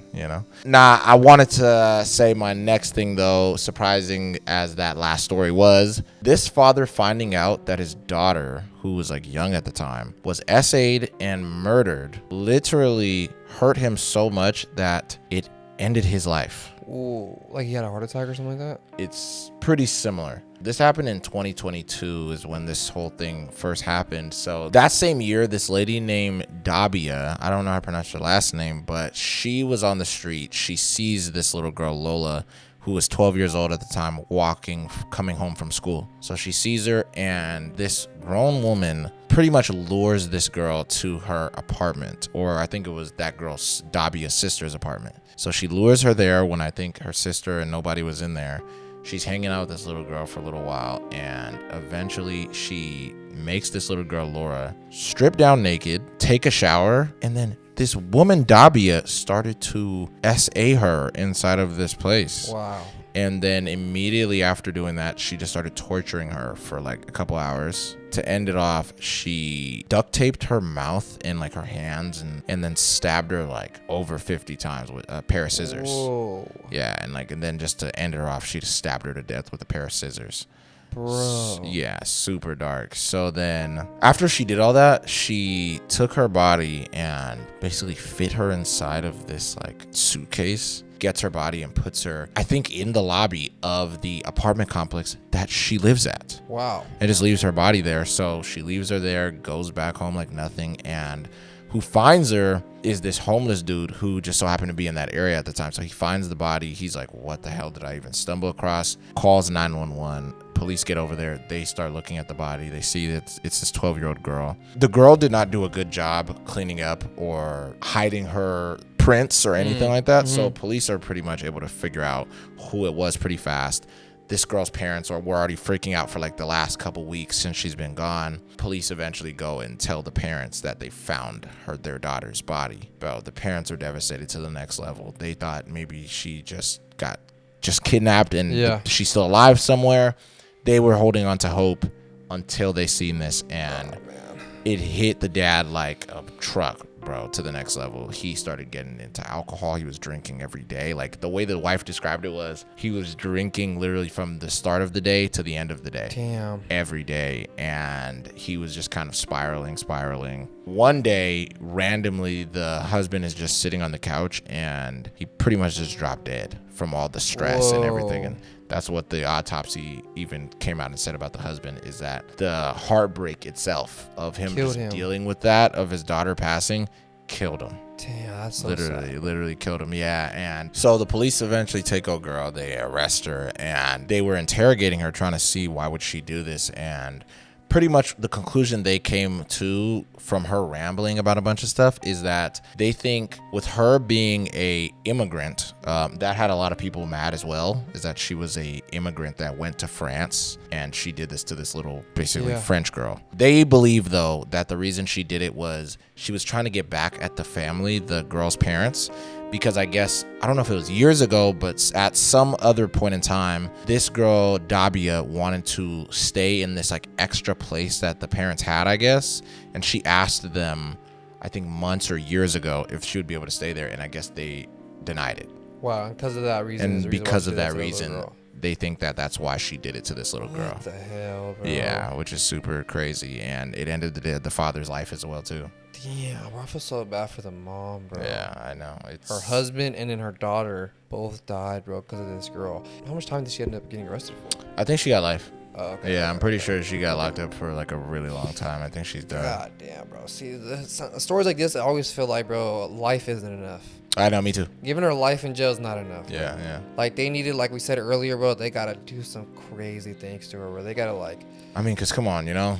Give her the iron bull or, you know, something like that, bro. Like, they need to give her as much torture as she gave that little girl, bro. Yeah. Because the fact that she tortured this little girl and it stabbed her like 50 times with some scissors, bro. Like, for what? That's so insane, bro. You know, even if it was for payback, it's such a stupid and what did the little girl got to do with it? Yeah, it's such an unusual way of getting payback. Yeah, bro. Some people their minds are just so twisted and weird, bro. Where it's like, yeah, like you think that payback is gonna solve all your problems. You know what I mean? I think a lot of people have this thought in their head where it's like, if they get revenge, everything would just kind of all their problems will go away. All the problems will go away, but nah, bro. Like you're just adding to it. You're just adding a lot more to it. Dude. Yeah. Like getting revenge for something, sometimes for something that isn't even a lot of people's fault. Yep. Never makes any sense to me at all, bro. Yeah, I never understood that type of stuff either. Where it's like also, you'll see somebody who never had a shot with somebody. You'll be like a girl or a guy who never had a chance with somebody, and then they'll go and like get hot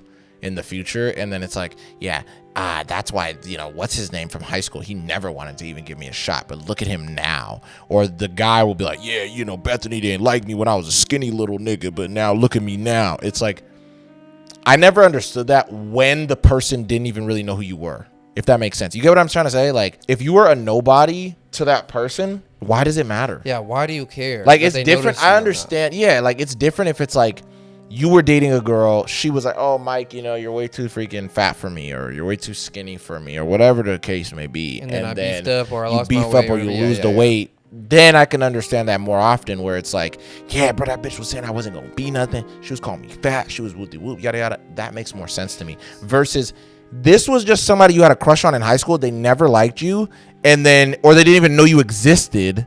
You never even shot your shot, and then it's just like, yeah, you know, Mandy never really gave me time, though, or, you know, Bradley never gave me time, though, whatever, whoop whoop. And it's like, because you're bad now, and the person's giving you time, well, of course they didn't freaking notice you back then. Like, why are you angry about it? I think also that's a little bit different, whereas, like, you got yourself right. Yeah. You know what I mean? You fixed your own problems, and that's what made this person notice you. That's different. Whereas, like, this person didn't notice you because you're a fat slob. Or exactly. Super scrawny. Yeah. So then I go and I hurt this person. Or I hurt someone that they care about. Yeah. Like, that doesn't make any sense at all, because in the end of the day, you're still a fat slob, or you're still a weirdo who hurt this person or hurt a person that they love. It didn't change anything. It doesn't change anything. It just makes you worse. Yeah. Whereas, like, this person thinks I'm a fat slob, or they didn't even notice me. Yeah. So I go and I get buff, or I go be successful. And now this person is giving me some attention. Type of love. You know what I mean? It's like that way. In that sense, it's like you almost got revenge on your own self, where it's like, I fixed my own problems so that this person can notice me, or I fixed my own problems so that, you know what I mean, I don't have to have that problem again. You know what I mean? I think that's a way better way of doing it than, you know what I mean, like, oh, this girl didn't notice me, so I'm gonna go and freaking murder her dog family. Or murder her family or hurt her in some type of way or something. You know what I mean? People say the best revenge is success. You know, I think that's the best form of it. That is the best revenge. And you know what I mean? Than doing any of this other crazy stuff, bro. Crazy, dude. Like, speaking of revenge, bro, that leads me perfectly into this other story I wanted to tell you, bro. And this happened in 1984 on Halloween night. It's about this guy named Michael Dennis. He used to be married to this girl named Doreen Hitchens, and they were together for a cool amount of time. They ended up having a little kid together named Paul. Eventually, things weren't working out for them. They ended up splitting up. Where this dude Michael took it very, very hard. Doreen kind of already moved on, like, months after they got divorced. Yeah. Got with this new guy. Her and that new guy ended up having a new baby. They ended up having a daughter. This dude Michael still loved his son so much, will still be their first kid. Yeah. Always, you know, I mean, on the weekends, you know, he'd be with his son and everything, and he always kind of felt bitter about his ex-wife. One day, I guess his ex-wife Doreen wasn't really paying attention, or she was inside the house or something. His 4-year-old son Paul ended up falling into the swimming pool at her house, and he ended up drowning and dying. This dude Michael crashed out, and pretty much it flipped his whole life, because that was the only thing in his life that he actually looked forward to was his son Paul. He blamed the death of his son on his ex-wife because she wasn't paying attention to him. Oh man, that's usually how it goes. Yeah. At this time, she ends up having a new baby, like I said, with her current husband. Yeah. She ends up having a daughter. And so he kind of thinks like, you got rid of our old son, so you can have this new daughter. This new, You know what I mean? So this dude thinks, I'm going to get revenge for my son. And on 1984 Halloween night, Doreen ends up taking her daughter trick-or-treating, walks around the neighborhood, takes trick-or-treating, comes back home. While she's at home, she hears a super loud knock on the front door. She's like, that's no trick-or-treater. So she opens the door, and at the door is a dude with a wolf mask on, and he has an 18-inch machete. Whoa. He pretty much told her, like, I'm gonna kill you. At the door. At the door. And immediately starts hacking at this girl. And he does it. Yes. He starts chopping her up. And mind you, at the time, she's pregnant. Oh my God. You're lying, bro. He does not do what I think he does. He ends up killing her, and he cuts the baby out of her stomach and cuts the baby up into pieces. Before he attacked, though, she had told her daughter to go hide. So that's how we know what he said to her, because the daughter was 4 years old at the time, heard this all happening. Yeah. Her husband comes home from the store, from wherever he was at, because he was only gone for like 20 minutes. Yeah. He comes back, he sees that the front door is open. He's like, what the hell? Runs inside, sees his unborn baby on the floor of the living room. Chopped up, and then he finds his wife dead in the room. Wow. He's freaking out. The police come. They're trying to figure out, like, you know, what happened. Immediately they ask, like, does she have any ex-boyfriends? This, that. Because they see a huge trail of blood leaving from the house and going up the streets where it just randomly stopped. Yeah. So the police are like, okay, we got to find out where this dude Michael lives. They go to Michael's house. As they're walking up, they see his car in his driveway, and they see like the steering wheel has blood all over it. The front door has blood all over it, and the seats, the front driver's seat has blood on it. Oh man. They go up to the door and they hear like the shower or like the water running, like he's trying to clean himself up. So the police are like, he's trying to get rid of evidence. Yeah. They kick down the door. They arrest him. They literally find blood all over this dude's hands. Wow. They arrest him, and while they search his house, they find the machete that he used on her.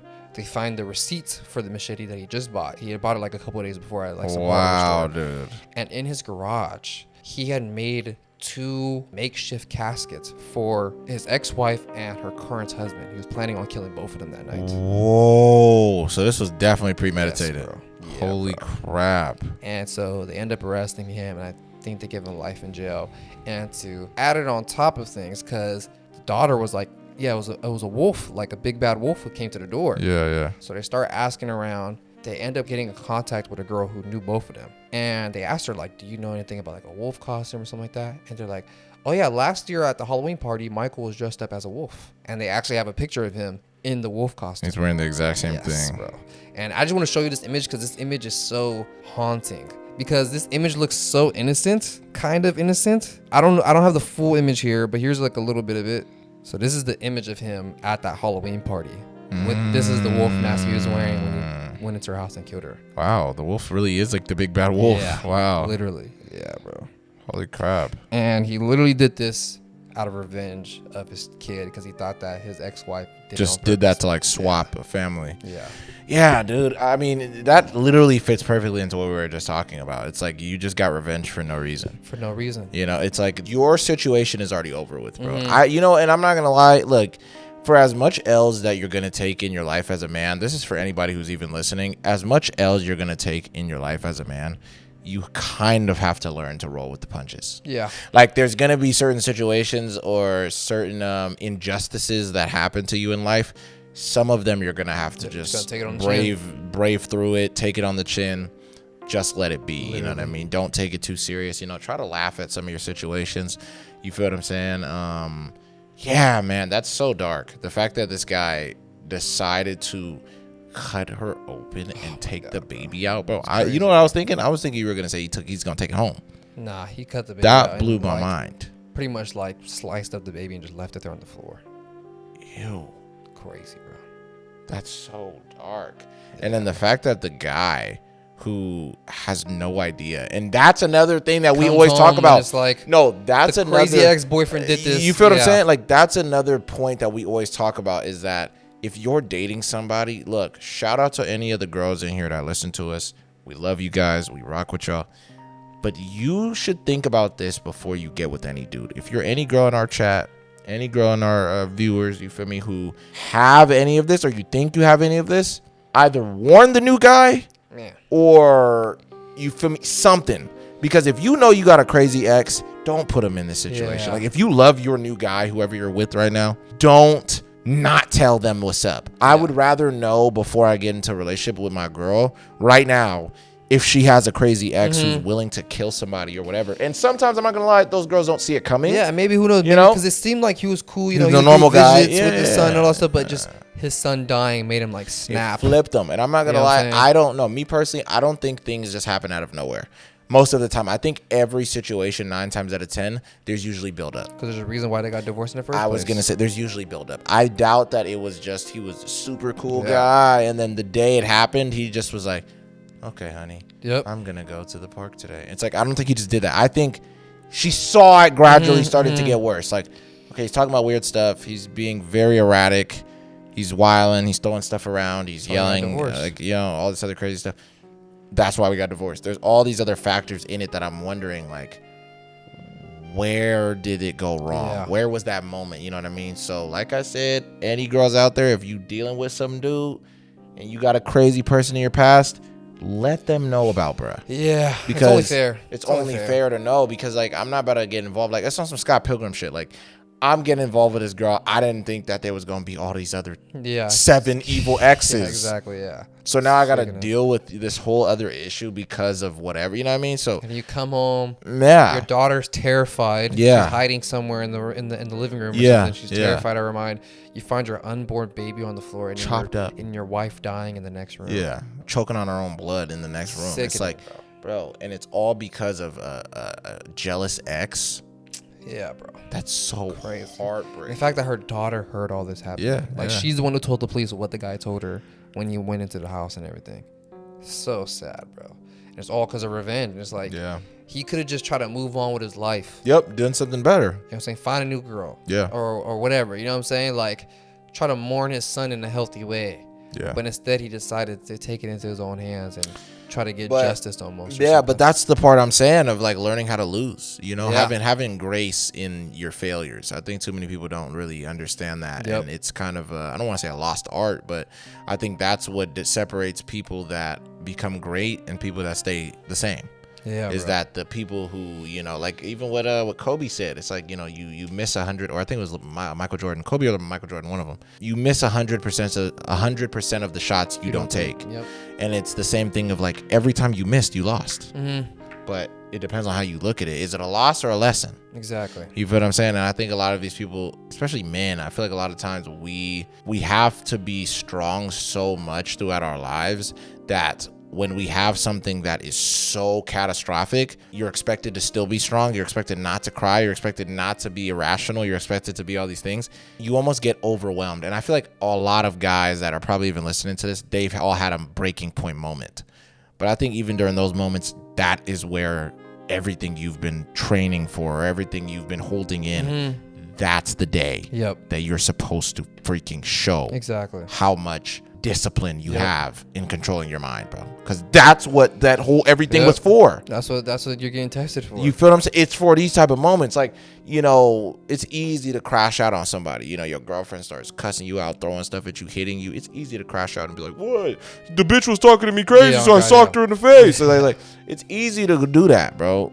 But life isn't easy. But life ain't easy. You shouldn't always take the easy routes. You know what I'm saying? Yeah. Especially if that easy route is gonna lead you down a path of destruction. You know what I'm saying? Whereas like this guy could easily just mourn his child's death in private or whatever, but instead he took it out on his ex-wife and her future kid. You know what I mean? And it's like, and it also messes up her daughter who was hiding in the room hearing all this happen, and her husband who had to come in and see this horrific scene. You know what I mean? Yeah. So it's like, not only did you mess up your own life by going to jail forever. Oh yeah, you messed up your kids. You took an innocent life. Yeah.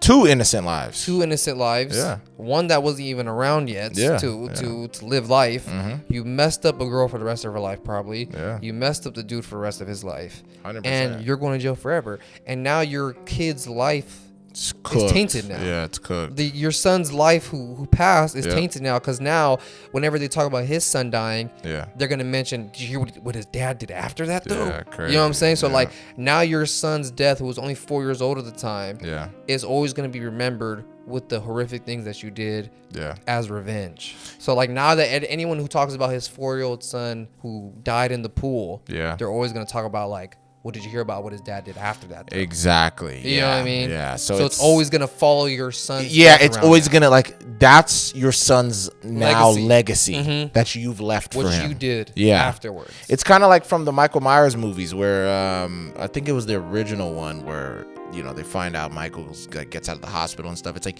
you hear how they talk about the little girl, like, oh yeah, we heard that your uncle's the boogeyman, and your uncle's this serial killer, and yada yada yada, or your uncle's insane. It's like these little girls are saying this to her at school. Yeah, you know, from the original Michael Myers, and it's like that translates to these type of situations like this. What do you think is gonna happen to this child after the fact that their father went and did this heinous crime to their mother? You know what I mean? It's like, what do you even do in a situation like that? You know what I mean? Like, word spreads fast too around kids. It's like, oh, did you hear about Daniel's mom? Yeah, literally his mom was murdered by his dad. His dad's a serial killer. His dad's like Jason Voorhees. Yeah, and they start spinning these little rumors about you. Even like, you know, that little girl who heard all this. Exactly. Back to school, kids are gonna be like, did you hear about her mom? Yeah, it's like, did you hear her dad was like dressed as like Dracula? They changed the story up a little bit now and shit. It's like, yeah, and like apparently he like drank her blood after too. And it's like, it's not even her dad. I was gonna say, you know the real story. Yeah, you were there and saw it. That must rot her brain as well. Is that you know the original story because you saw it with your own two eyes, or you heard it, right? Yeah. And you saw what he was wearing, but then you hear all these other people spreading the story around, like, yeah, did you hear about Samantha's dad? Or I think it was like her mom's like guy or something like that. And everybody's like, nah, what happened? Dude, no, all this stuff literally, everything comes out, and they're changing the story up so much. That game of telephone, I mean, you feel what I'm saying? Jose too. Yeah, that's insane, crazy, bro. That's actually insane. Wild as hell, man.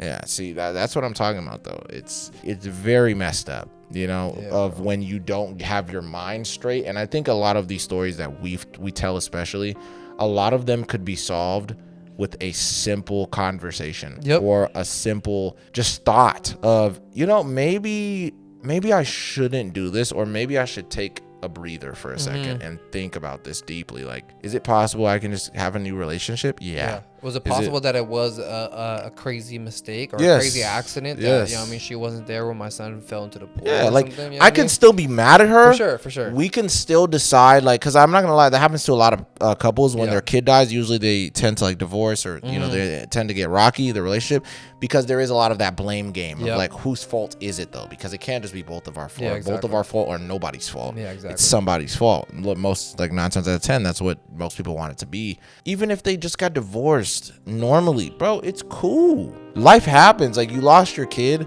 That's terrible. I'm not saying it like, oh, niggas die every day. Like, I'm not trying to do it like that. But at the same time, bro, what can you do after somebody's gone? Yeah. When my dad passed, or when your grandparents passed, or my grandparents passed, or whatever the case may be, anybody in our life, even our friends, what else could we do? Something you do. That's life. You got to keep moving forward. Like, my life isn't going to stop because my homies did. I got to keep going. Yeah. You know what I mean? And as sad as that sounds, it's like, yeah, we'll have a brief little moment for you, but that's what's so sad about life, is that it's just going to keep going. Yep. Regardless of what, you know what I mean? No matter what. Yeah. So to stop your whole life because this one incident happened. Exactly. Instead of using your life to remember your child or to keep his, his life still going. Yeah. You decide on getting revenge. You stop their life right there. Yeah. You know what I mean? Yeah. And I think that's where a lot of people, that's their mistake, where they get so blinded by rage and jealousy that they get petty. Yeah. And they choose revenge in the end. Yeah. You know what I mean? No, I mean, it's any of those type of emotions that will drive someone to do something absolutely insane. Jealousy, greed, things like that, whatever the case may be. It will drive you to do something you never thought you would have done before. Because some of these people are normal. Like, they'll have no history of killing anybody, or trying to murder little animals when they're growing up, or any of these things, and they just have a moment of being weak, a moment of you stopped everything and just flipped your whole life around for this one moment. You became a whole different character, you know what I mean? But speaking of anybody who is just kind of flipping their whole life around, this dad held his 3 kids hostage for over a decade to make them start a band. What? Yeah, he forced them to start a band. Oh my God. This actually took place in New Hampshire in the 1960s is when all this started. And the kids were 3 girls who were actually teenagers when he started trying to get them to do this band. So the father, who was trying to get this band going, his life was super interesting, where I guess when he was younger, his mother, so their grandma, was actually a fortune teller. Whoa. Or like a psychic type of person, right? His mom would a lot of the times predict things that I guess would come true. One day his mom, when he was a kid, told him that he was going to marry a blonde woman, he was going to have 2 boys and 3 girls. And also that his daughters were going to be like a huge worldwide sensation being a band. Oh, wow.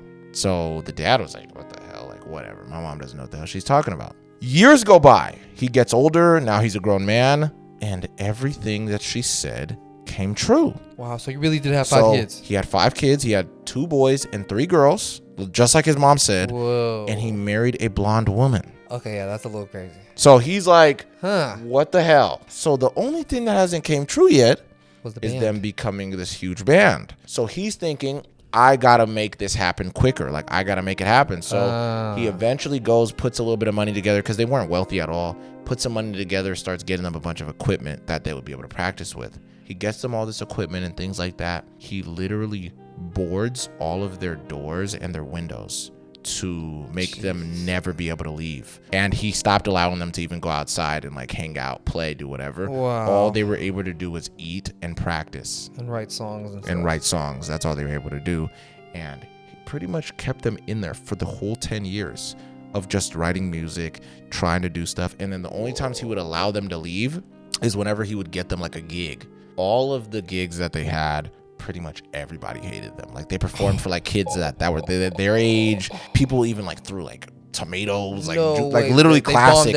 They bombed every time that they performed, and these girls just had to keep dealing with the shame of something they weren't even really passionate about. Yeah. The dad continued to keep them for so long, and I think around like 1970 something, these girls were already like almost grown. They were already like grown 30s, women 20s, in their mid 20s, and they were still living in the house with their dad, not knowing anything of the world. So they were still doing their thing. Their dad even eventually helped them make their first album and tried to get it on the radio, but nobody wanted to play it on the radios as well. Like, how crazy it was. Yeah, so they were not getting any of the success that the father's his mom saw from her vision.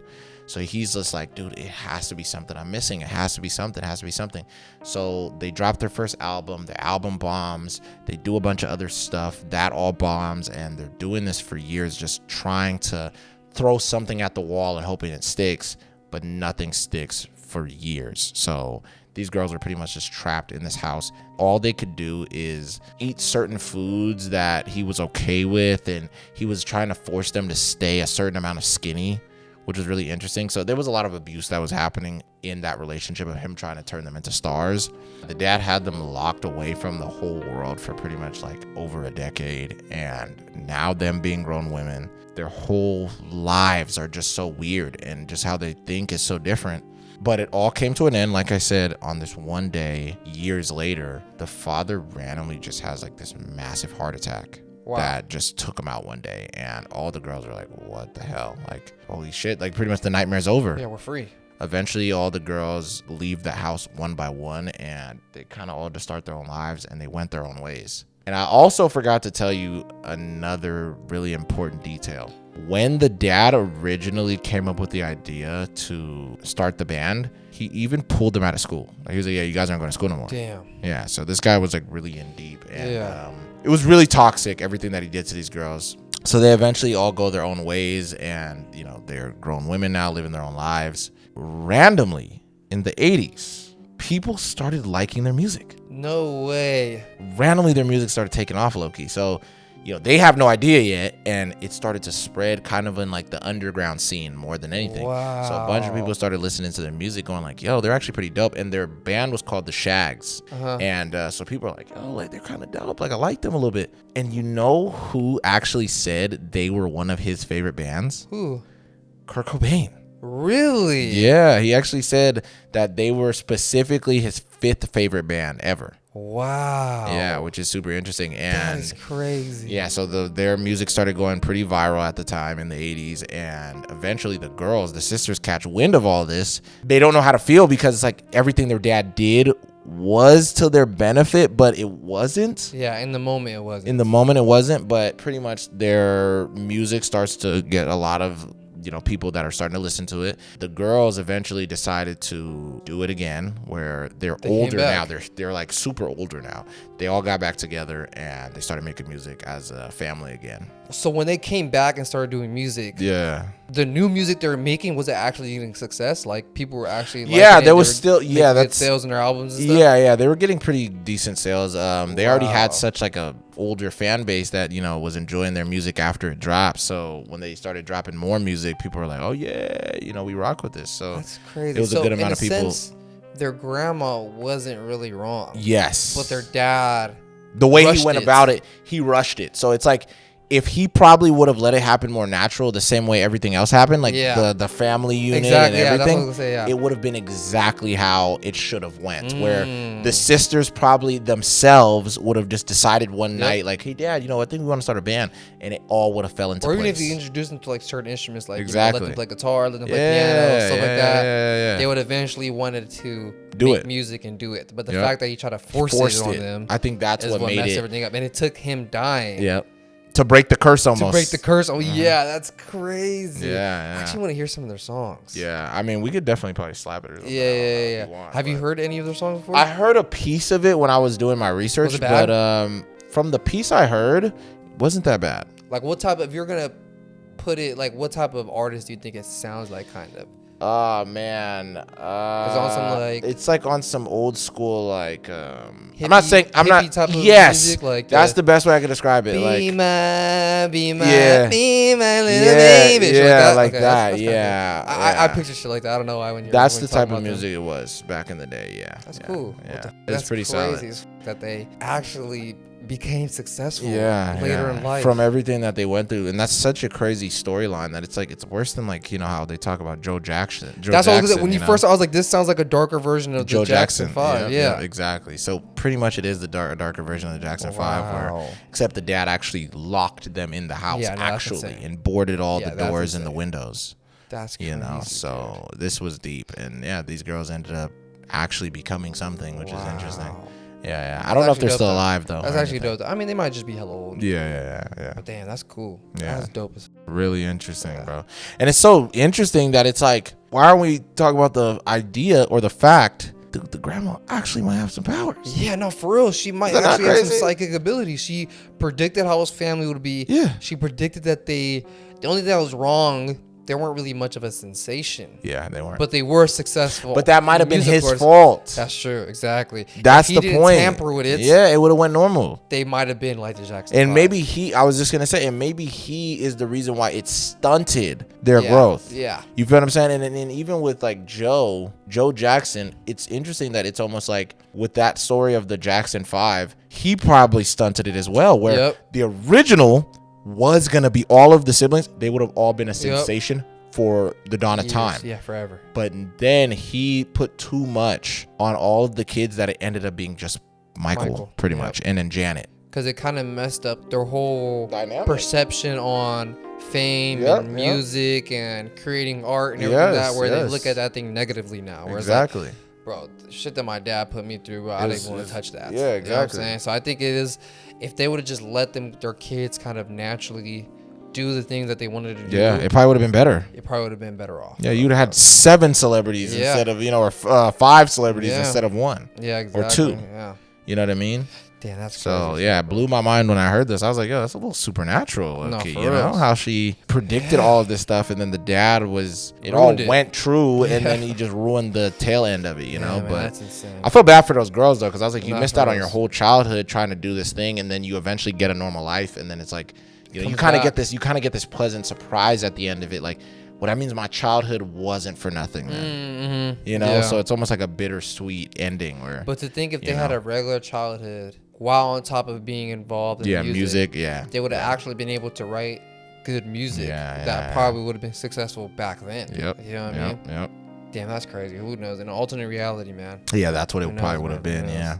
The Shags, they would have been a huge. They would have been legendary. They would have been the next Beatles. I swear to God. You know, before the Beatles. Yeah, true. That's crazy, bro. Isn't that wild? Yeah, man. How life can just. Who knows, bro? If the dad just didn't push it on them so hard, they could have been huge stars. Whole nother thing. Yeah. But the fact that Kurt Cobain knew who they were was like, that blew my mind. That was his favorite band. That blew my mind. Weird. That was one of the details of this story I thought was interesting. I was like, wow, insane, Kurt Cobain knew who they were, and he rocked with them. Yeah, that's actually sick though. Yeah. I also had another story I wanted to tell you. This one was super crazy. The fact of how all this went down. So this dad found out that he was caught up for his son's disappearance while he was on live TV. Whoa. Yeah, it's super interesting, and I'll show you the footage after.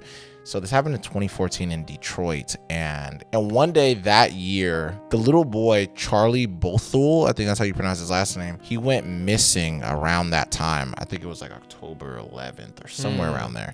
So he eventually goes missing on this day. His parents, everybody is like freaking out, trying to just see where he's at. Police get involved. All of these other people are trying to find this kid, and he pretty much is missing for 11 full days. So it's already been a week and some change. The parents are freaking out. Everybody's like, where did this kid just go? So this one day, the father, he gets on CNN, and he's on CNN live talking about everything about his kid, saying like, you know, please help us find him. The last place we saw him was over here. Like, please let us know if you guys have any information where our child may be. Yeah. This lady, Nancy Grace, she was the one who was interviewing him while he was on CNN. She straight up cuts him off while he's talking and goes, actually, wait, we just got word that the police just found your son.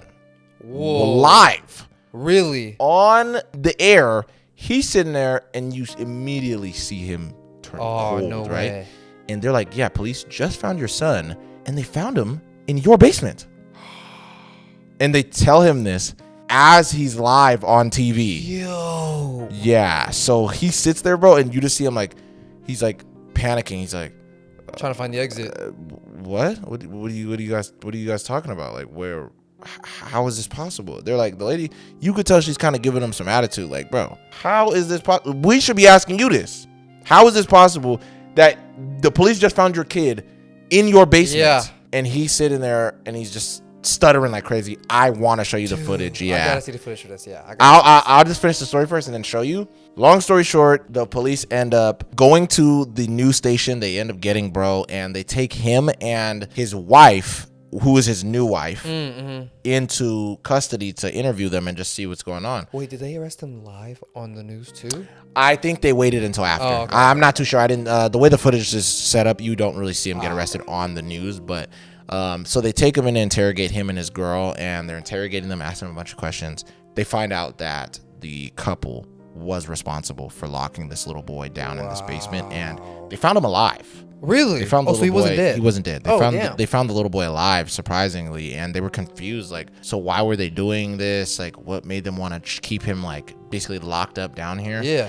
For 11 days, and pretty much these people didn't really give them a concrete explanation. And police were like, whatever, bro. As long as we just know that you guys did it, it is what it is. The kid, they ended up putting him into like the system or something like that. And they did that because the kid, he didn't have his mom in his life, and he was with his father and his stepmom. Oh. So she don't really give a damn about this kid Yeah. the same way, you know? So pretty much they both get arrested. And what blew my mind, though, and it's probably going to blow yours too, is I heard they only were arrested for a year. Wow. And eventually got released. But originally they were supposed to get life, and for some reason the court just dismissed it. Really? Yeah, and I think it was because of some part of like legality or something like that, because one, the little boy was technically not injured at all. Oh, okay. He was just in there. He was just in there. They just kept him in there, and basically they were not changing their story at all, of them saying they didn't even know he was in there. Like, maybe he just wandered down there and locked himself for 11 days. That's insane. And they were trying to use basically the argument of like, well, we were the ones who called, so why would we do that if we were the ones who did it? Yeah. So they had like a pretty compelling argument, I guess, which led them to not get life. But how did he end up in your guys' basement? Exactly. Locked without you guys not knowing. Exactly. So it was a very weird case, and that's crazy. Yeah, it seems to my knowledge they only did about a year in prison each. So they're out right now. They're out right now. I'm pretty sure. Yeah, they're out right now. That's insane, bro. To your own kid, bro. It blew my mind, your own bro. son. You know what I mean? And this kid was just trying to mind his own business. Did they ever get custody back of the kid, or did he I don't think so. I think he stayed with like other family members, or he eventually moved on to like another family. Yeah, damn, but that bro, blew my crazy. mind, you know? It's like, what kind of shit is that? Man. You know what I mean? Like, you decided to lock your kid inside of your basement. And snitch on yourself. Yeah, for what? You know, and I think people do that so they look less guilty. Mm-hmm. You know what I mean? Maybe he did it just so he could get that fame from. Oh, yeah. Cameras on him, being interviewed by the news. People feel sorry for him. That. It's like, maybe that's why he did it. He did the whole thing, so you can have that, you know, be on camera, like, you know, please return my son back to us, doing all this stuff. You know what I mean? It's almost like that one story I told you about that couple. That mom. Oh, the mom who killed her kids. Yeah, killed her kids, and then was talking about on the news like some guy kidnapped him or something like that. You know what I mean? Yeah. No, that's exactly similar. Insane. And I think you're right though. They might have done it for maybe fame or things like that, because it's like, why not injure the kid and just keep him in there if you weren't trying to, you know what I mean? Yeah. Or if you were trying to like do something to him, why go and tell the police that he was missing? So it was a very weird case that I think even the police were a little bit confused about. But it's so weird. Let me show you. Yeah, let me see the footage. I gotta see the when he news. gets caught on the news, bro. I almost forgot to show you real quick. I wanted to show you real fast, bro. Uh-oh. Here we go. All right, you ready? Yeah. The father of the missing 12-year-old boy, Charlie, with me is his father, Charlie Bothell. Charlie, we're getting reports that your son has been found in your basement. He's stunned. Sir? Yeah. Mr. Bothell, are you... What? Yeah, we are getting reports that your son has been found alive in your basement. What? Yes, that's what... If you Terrible actor. Terrible liar. Yeah, we're getting that right now from how could your son be alive in your basement?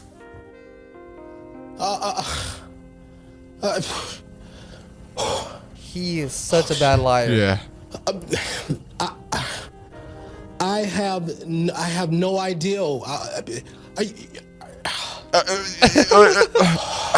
Bro, that's crazy. Now, this is just a report that we are hearing out of Detroit that we're trying to confirm. Everybody please. in New York, please get on it. Let me know when we get Charlie Langton from WWJ. Sir, did you check your basement? I checked my basement. The FBI checked my basement. The Detroit police checked my basement. My wife checked my basement. I've been down there several times. We've all been checking. How? Wait, so did they really check his basement though? I think they did, yeah. Originally, and then this is what people think. Like then he moved the kid back to the basement after he calls them. The police eventually came so he can like have the heat off of him. Yeah, exactly. Then after the police already checked him to be the suspect, he put the kid back in the house. You know, I don't lie. That interview is funny as hell. I know it's actually comedy. Why'd she say that? Yeah. Did you check the your basement? Yeah, she has like a little bit of attitude with it too, which is funny. As hell, bro. Yeah, oh my god. But I'm not gonna lie, bro. It reminds me of that story that you told me a while back of I forgot what it was. Like some little details of the story? I just had it, bro, but I just forgot about it right now. I just lost your son. Yeah, bro. God damn it. Whatever, bro. It is what it is. I'll just leave it. But yeah, man, it's a very interesting story. Crazy, I thought it was crazy, and the fact that he is guilty as shit, dude. On live, he's trying to breathe a little hard. He's doing all this shit. Nigga's trying to force himself to hyperventilate. It's like, bro. And I like how when she goes like, she says, what did she say? She said, we're trying to confirm this out of Detroit. He goes, yes, please. Yeah, me. Yeah. Just looking around and shit like, bro, you're guilty. You're guilty as charged, bro. Why is your son in your freaking basement? No, facts, bro. That shit makes no sense, bro. dog. That's so funny, bro. This shit blew my mind, bro. So God damn, that's crazy, bro. Yeah. Well, I mean, good thing the kid wasn't harmed. Yeah, he's safe. Yeah. I mean, he's a little traumatized. Yeah, but, you know yeah, what I mean? Other than that, it's like they didn't really do anything. They didn't do it that we know of. Yeah, that we know of. And but I guess the kid came forward and he talked about it, and you know, I forgot what older. the kid. The kid looked yeah, older. he is. He was about like 11 or 12 when he got kidnapped. Yeah. Or I mean, whatever the case may be. I don't even know how you call it that. Like with your parents, still kidnapping, right? Captive.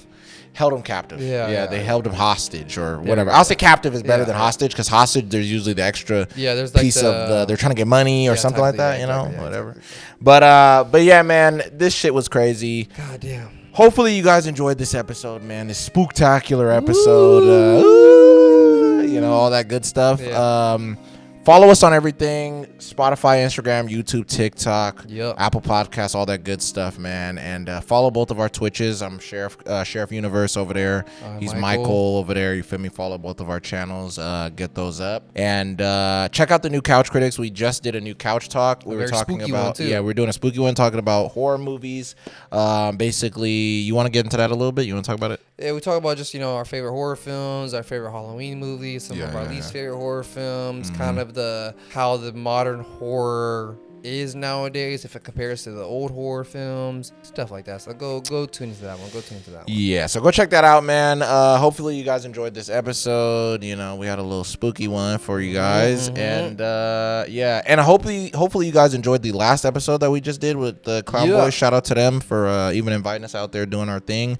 Hopefully you guys really enjoyed that. We definitely are gonna try to do more collabs from here on out. For sure. Specifically even with them in general, but we got a couple more that we're thinking of doing. So you guys will see some new stuff from us coming up. Any new viewers who came from the Clown Boys, stumbled upon our thing, welcome to our channel. Hope you guys binge watched a bunch of our old episodes, and hopefully you guys stay tuned in for our newer episodes that are coming out, because they're only going to get better from now. Yes, sir.